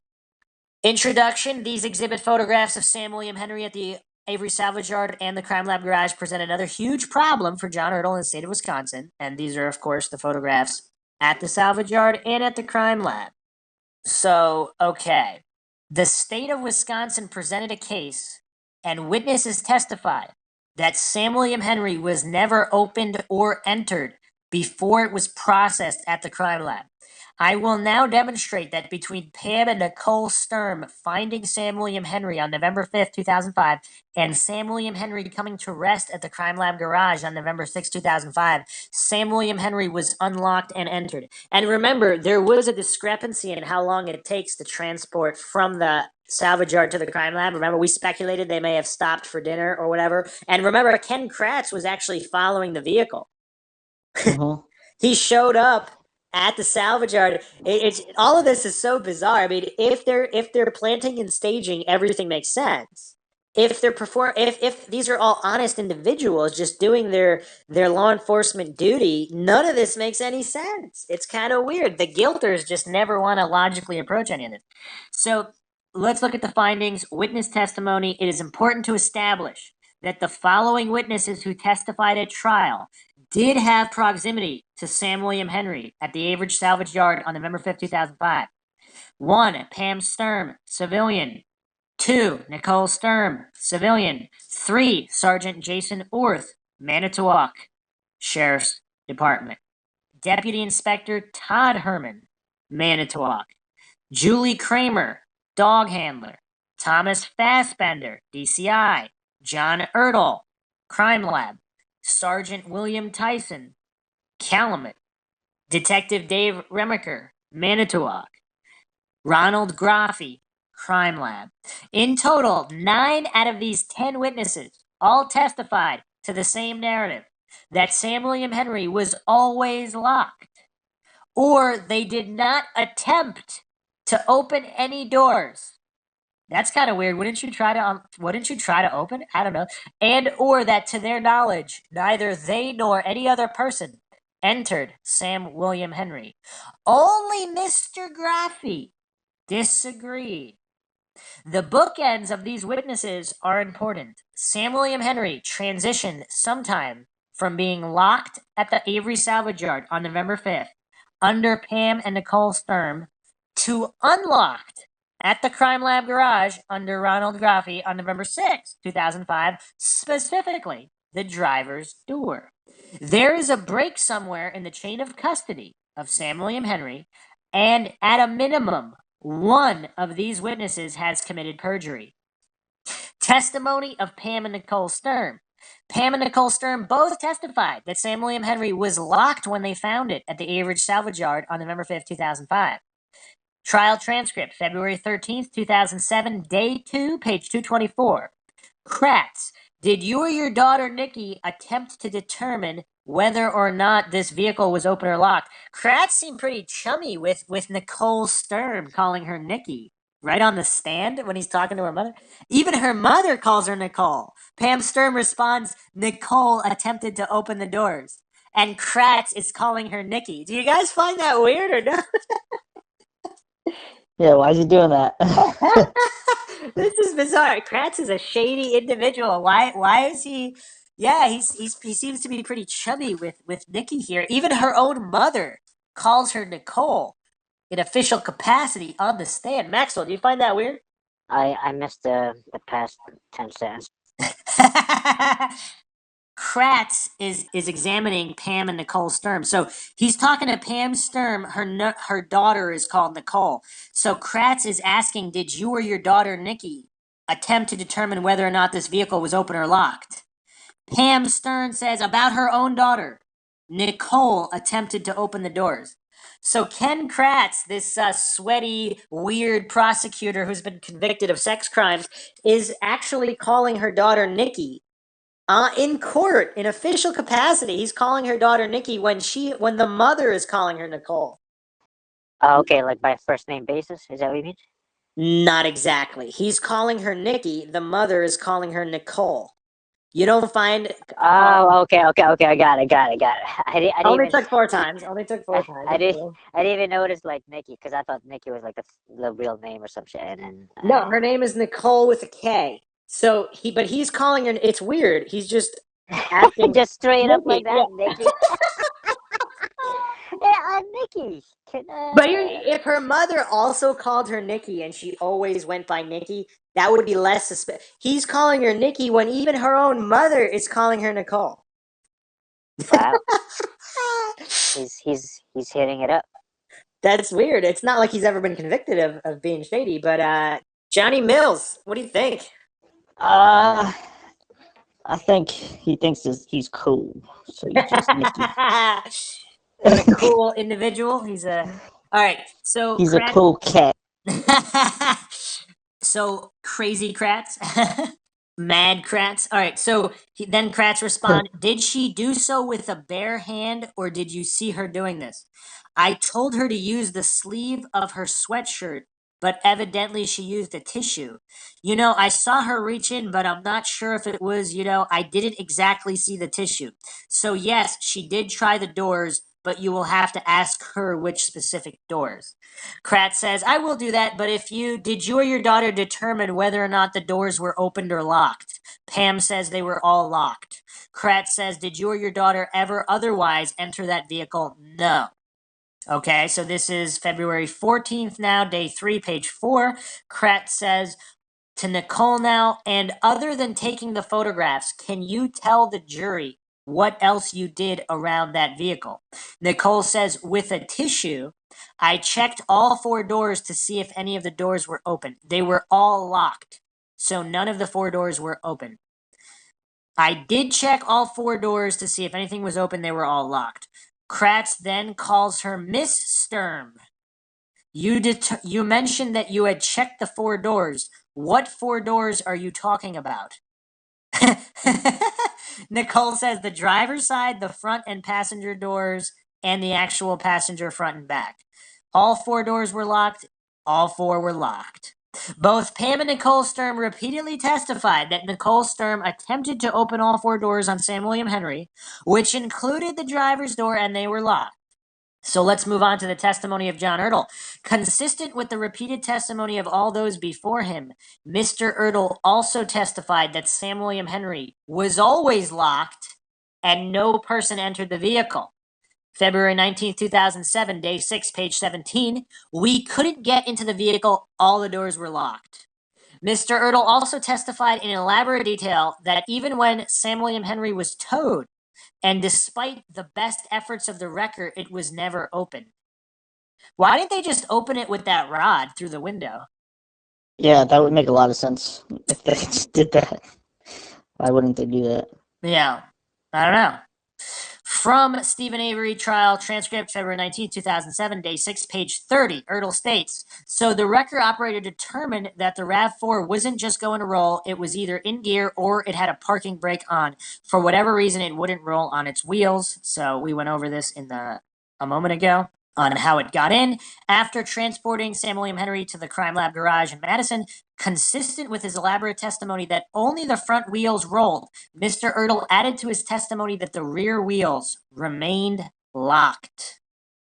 From page 33, same day, "When we arrived in Madison, I called the local wrecker to come and do the opposite of what the wrecker had done at the scene in Manitowoc, to lift it up on the back end, pull the vehicle out of the trailer, and then put it in the garage because the back wheels were still locked. Following a long line of witnesses who all testified that Sam William Henry was always locked and not entered at the Avery salvage yard, Mr. Ertl is the last link in Sam William Henry's chain of custody before Mr. Graffi found the vehicle unlocked. So Exhibit 289 demonstrates the direction Sam William Henry was facing at the crime lab garage. Exhibits 290 and 293 demonstrate that the transmission shift select is in park and the handbrake is off. Notwithstanding the repeated testimony of all those before him that Sam William Henry was always locked and no person entered the vehicle, Mr. Graffi testified that the driver's door of Sam William Henry was unlocked when he found it at the Wisconsin State Crime Lab garage on November 6, 2005. February 23rd, 2007, day 10, page 63. Buting asks Graffi, okay, and did you, with your gloved hands, try the driver's door handle? Graffi says, yes, I did. It was locked or unlocked. The driver's door was unlocked when I got there. Maxwell, you still following? The driver door was unlocked. That's what Graffi's stating on the morning of November 6th. Everyone else testified, including Ertl, with the wrecker situation that it was locked. All of a sudden, Graffi shows up that morning at the crime lab and it's magically unlocked. What do we think of this? God led them to the key. I don't know. God unlocked it? Either that or God led them to the key. But nobody even mentions a key here. I don't know. So then he says, the driver's door was unlocked when I got there. Okay, the other doors were locked? Yes, the other doors were locked. And that would be actually 4 more doors, correct? Including the rear? That's correct, 4 doors. Now, if I understand, what you did was by opening the driver's side door, you were able to sort of reach over and with your gloves unlock the front passenger side door first, right? That's correct, I did that. And then from that location, that position on either side, front and passenger, you were able to easily reach around and unlock the rear driver and passenger side doors. That's correct, I unlocked those doors. And then you were able to open all 4 of those doors wide open for taking pictures and whatnot. Graffi states that is absolutely correct. So are the fingerprints all over the vehicle law enforcement fingerprints that shouldn't have been in the vehicle? Which is why that has never been released and why they will never release the vehicle for testing, for Kathleen to test. Yeah, that makes a lot of sense. Or there are fingerprints of the real killers if it wasn't law enforcement. And they know who the real killer or killers are. And they're just not interested for whatever reason. Or if it's some kind of CI situation where we went over this in previous episodes for Avery's 85 conviction, Gregory Allen, some people believe he was a CI, which is why, I mean, they knew he did the rape or the sexual assault on Biernston, but they weren't interested in prosecuting him for that because he was a CI at that time and they needed him for something else at that time. Then when they no longer needed him, they didn't care if he rotted in prison. Their main goal was to get rid of Avery. So did something similar happen again in 2005 with Halbach? If they know the real killers, if Halbach was killed, and they're just not interested in going after them because they're interested in Avery being put away because of the $36 million lawsuit and personal grudges and all that crap. So back to vehicle spec. In the event there was no key to turn the ignition, which enables power, drive, and steering, which also requires using that key to at first open and enter the vehicle, there are a number of factors dictating how Sam William Henry could have been moved from the Avery salvage yard to the Wisconsin State Crime Lab garage. These include opening and entering the vehicle by other means. The automatic transmission, the drive shafts connecting the wheels to the transmission and engine, and the handbrake. The interplay between drivetrains, automatic transmission, and handbrake all affect the locking or turning of wheels. From part 1, it is an all-wheel drive because it is a 99 Toyota RAV4, engine number 3S2-546853, 4-speed electronically controlled automatic transmission, full-time 4-wheel drive.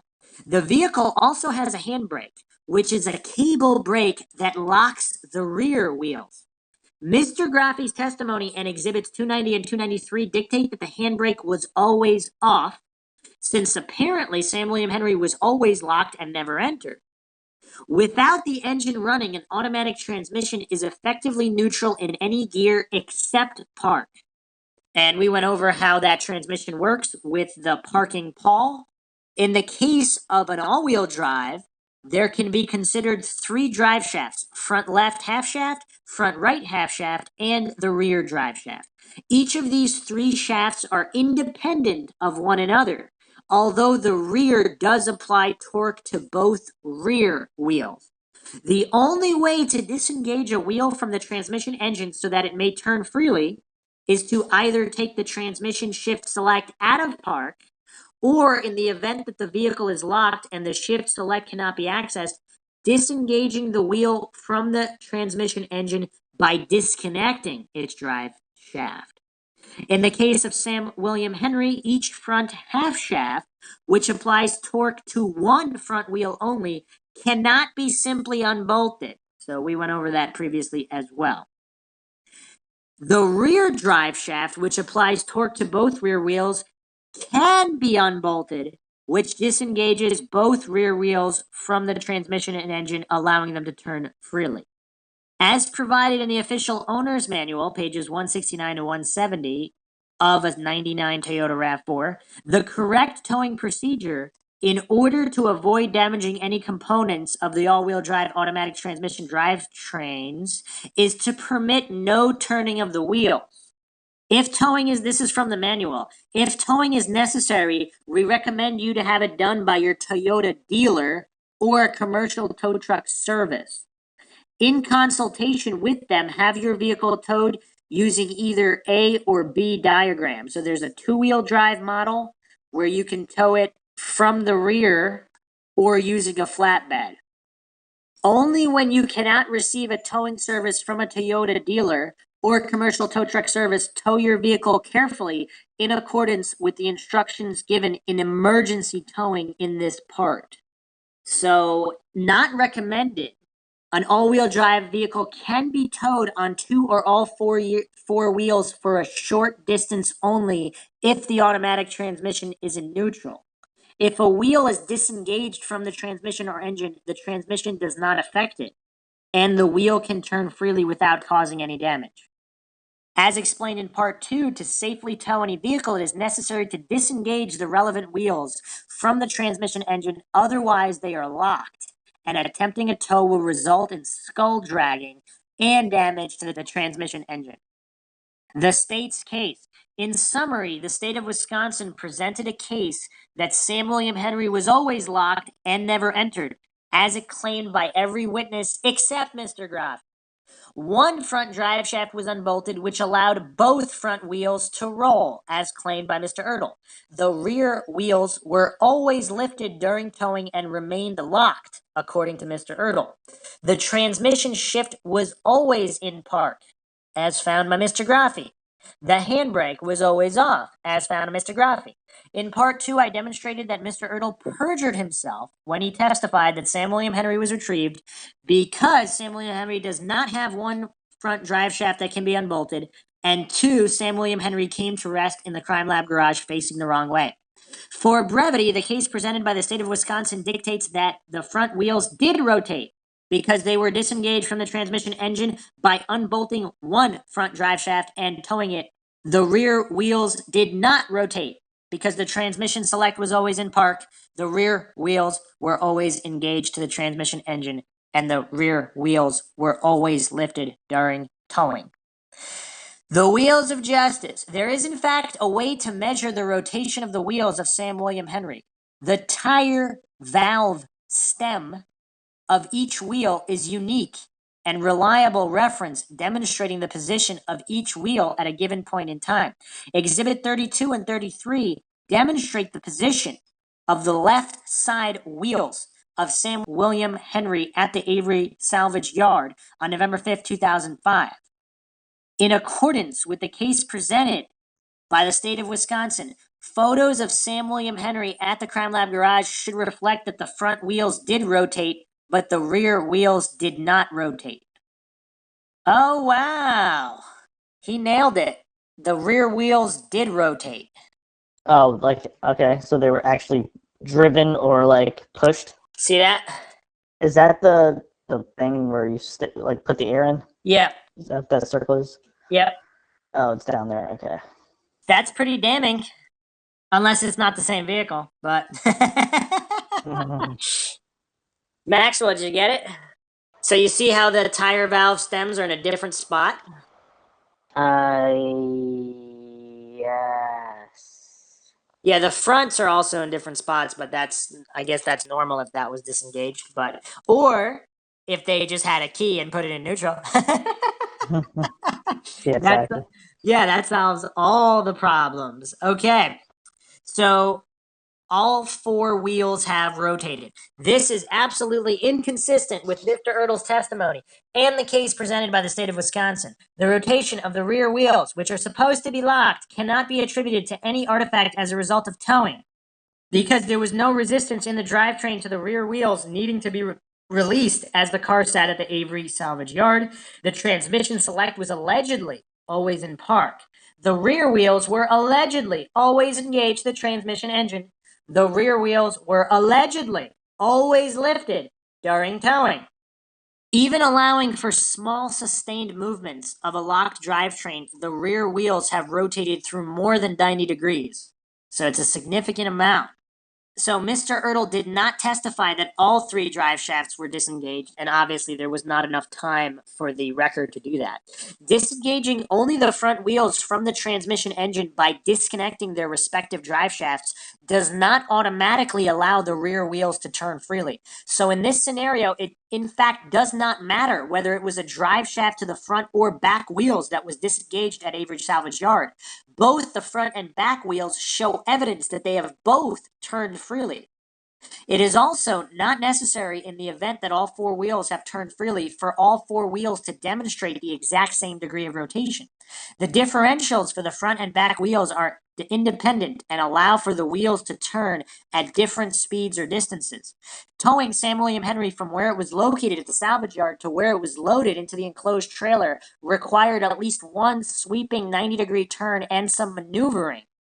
Some further maneuvering was also required at the garage. If the rear wheels of Sam William Henry were lifted even once off the ground at Avery Salvage Yard or the garage, the front and back wheels would certainly have covered different distances.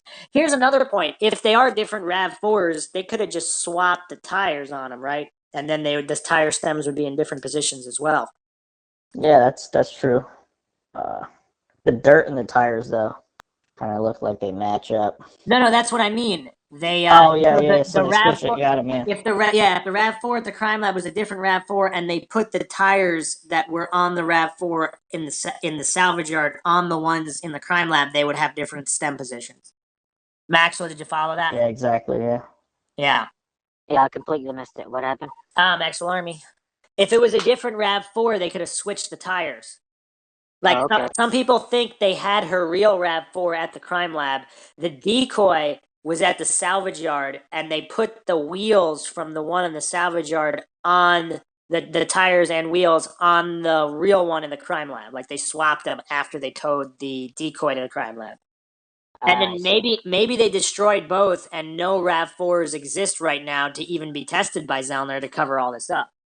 Oh yeah, I haven't heard anything about the RAV4. Like, is it put away somewhere, or like, We don't know. locked away? We don't know. They're just not letting her retest anything. You know, if they were innocent and this was a legitimate investigation with legitimate evidence, why wouldn't they let her test it? I don't know. Testing. I completely forgot about that. She's not allowed to test anything. Johnny, do you recall if they allowed her to test anything at all? That I do not know.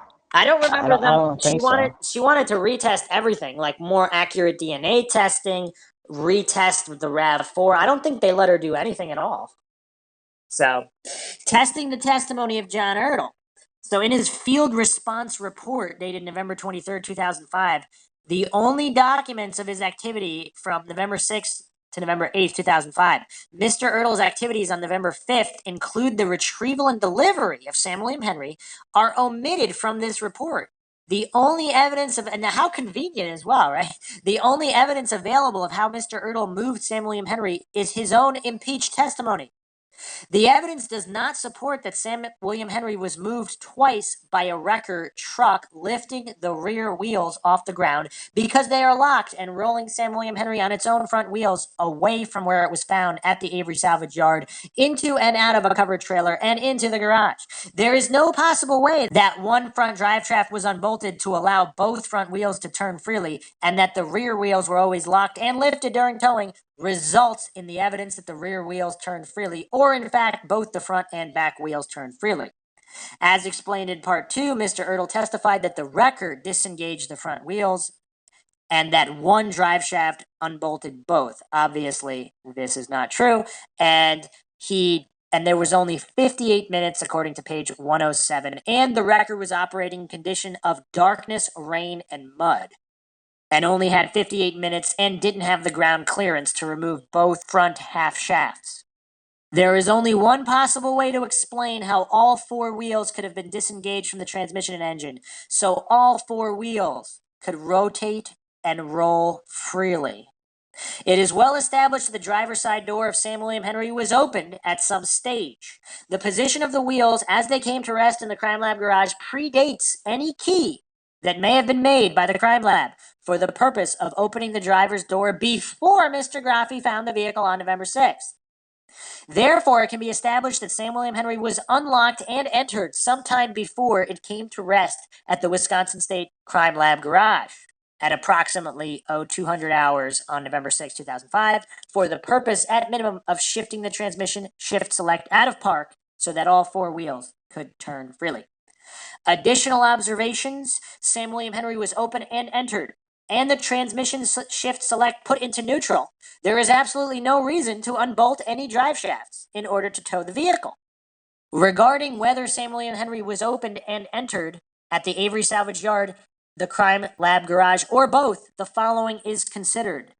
All witnesses who testified as to approaching Sam William Henry from the car crusher did so by using the gravel road on the eastern side of the nearby pond, Exhibit 161, 162, and Mr. Ertl testified the wrecker's tow truck took the same route in reverse, Exhibit 96.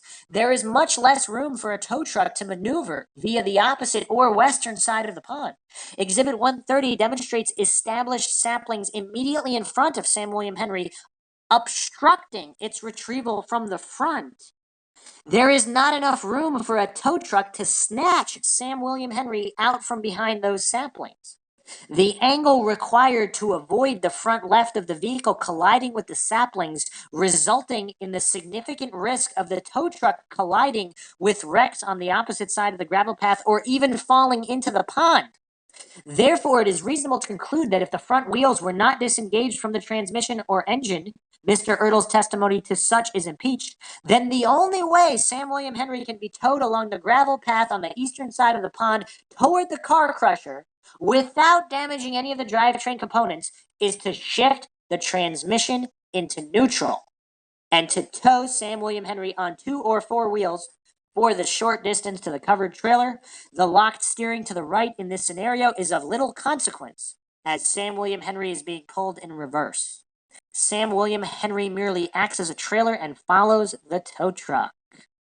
Exhibit 290, 292, and 293, and Exhibit 293 Culhane version show evidence of vegetation and debris that may originate from the Avery salvage yard, more specifically the debris that was used to conceal Sam William Henry. I don't specifically see that, but if that's true, then maybe there wasn't a decoy vehicle unless if Teresa Halbach's real vehicle was also around trees or vegetation, which in that area, either on the Redon's quarry or the Manitowoc property, there's trees and all that stuff there too, so that doesn't really tell us much. Vegetation and debris in both sides of the vehicle indicate activity in and out of the car by one person on both sides, or at least two people on respective sides. On and under the seats is unlikely to have been carried into the vehicle from a source such as shoes. Does not find its way into open doors and an overhead source unless the doors are open for a prolonged period of time. and or there's a concentration of an overhead source and a reason for it to be falling into those open doors, i.e. the weight of a tarp hanging over and breaking off pieces of concealment debris removed from Sam William Henry, as with all items, should have been stored as evidence. It can be tested and traced to a source in some circumstances. So there's like pieces of trees, needles, stuff like that. What do you think? Is that good enough? Said there was needles in the car? That's Not what that like is? from pine needles or from tree leaves. Oh, yeah.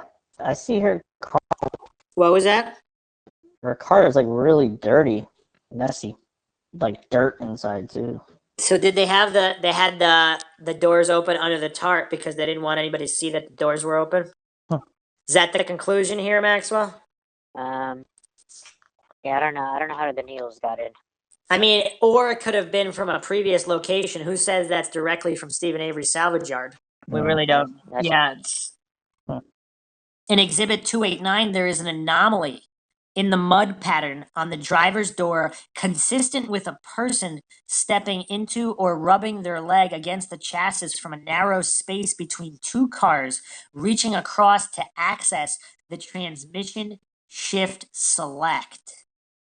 So this guy is saying if the door was open, someone reaching in to shift to neutral would have had to place their leg on the edge of the bottom of the frame, which would cause an indent and rub off some dirt and mud. What do you guys think about that? Check out that picture. Exhibit 289. Yeah, that's interesting. Maxwell, you think that's what it was? You see that little indent in the dust mud pattern? Yeah, what about it?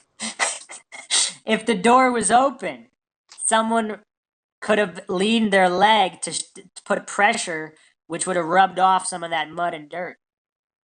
So if the transmission shift select was ever shifted into neutral, it had to be shifted back into park before Mr. Graffi photographed it November 6th. The only known potential witnesses to the delivery of Sam William Henry at the crime lab garage are Mr. Ertl, Mr. Zhang, Mr. Merzberger in the covered trailer, and the local wrecker. Only Mr. Ertl gave testimony, so all these other people did not testify. Of the 10 witnesses listed at the start of the post, only Mr. Ertl, who is responsible for Sam William Henry at the relevant time, had a reason to unlock and enter Sam William Henry in order to shift the transmission shift select into neutral. It is unknown whether Sam William Henry was already unlocked before Mr. Ertl had a reason to enter the vehicle, although it is noted that of the 8 witnesses who had proximity to Sam William Henry before Mr. Ertl, all 8 testified that Sam William Henry was always locked, or they did not attempt to open any doors, and or that to their knowledge neither they nor any other person entered Sam William Henry. Regarding how the driver's door of Sam William Henry was opened by a key or other means, the following is considered. In part 1, I established that the vehicle specs of Sam William Henry dictate that the vehicle has key power locks. A key unlocking the driver door with a connected battery will unlock all 4 doors and the rear cargo door. If the battery is disconnected, then a key opening the driver's door will not unlock all other doors. A Slim Jim or equivalent device used on the driver's door will only unlock that door. Police and wreckers are taught how to and carry tools for opening locked vehicles without a key. If planters held the master key in their possession, that is the key that would have been found on Steven Avery's bedroom floor. When and how the sub-key came into the possession of planters and whether they or someone they knew had access to Sam William Henry on November 5th, 2005 is not known. Conclusion: Mr. Ertl is a demonstrable broken link in a broken chain of custody who perjured himself when he testified about Sam William Henry. Whether or not other witnesses or someone they know opened and entered Sam William Henry before Mr. Ertl is not yet known. That is a line of inquiry that Mr. Ertl can assist with. Unfortunately, the defense did not produce an expert witness to refute Mr. Ertl's testimony, nor did they recognize or question Mr. Ertl about the big problems Sam William Henry exposed about his testimony. Accordingly, the findings in this post support a claim of ineffective assistance of counsel. Any automotive expert, the record at Avery Salvage Yard, the local record at the crime lab, and all witnesses to the towing of Sam William Henry at the Avery Salvage Yard would be able to assist with any inquiries into this matter. This post demonstrates that Sam William Henry and all evidence therein is evidence that was exposed to contamination and known to be manipulated, and the opportunity did exist for planting and tampering of evidence. The state of Wisconsin and its witnesses deliberately withheld or obfuscated potentially exculpatory evidence for Steven Avery.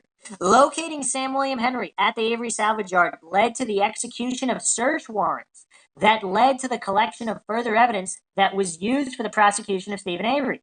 Sam William Henry may yet prove to be a poisoned chalice. The wheels of justice turn slowly but grind exceedingly fine. So, that was very curious, was it not? Very, very, very weird.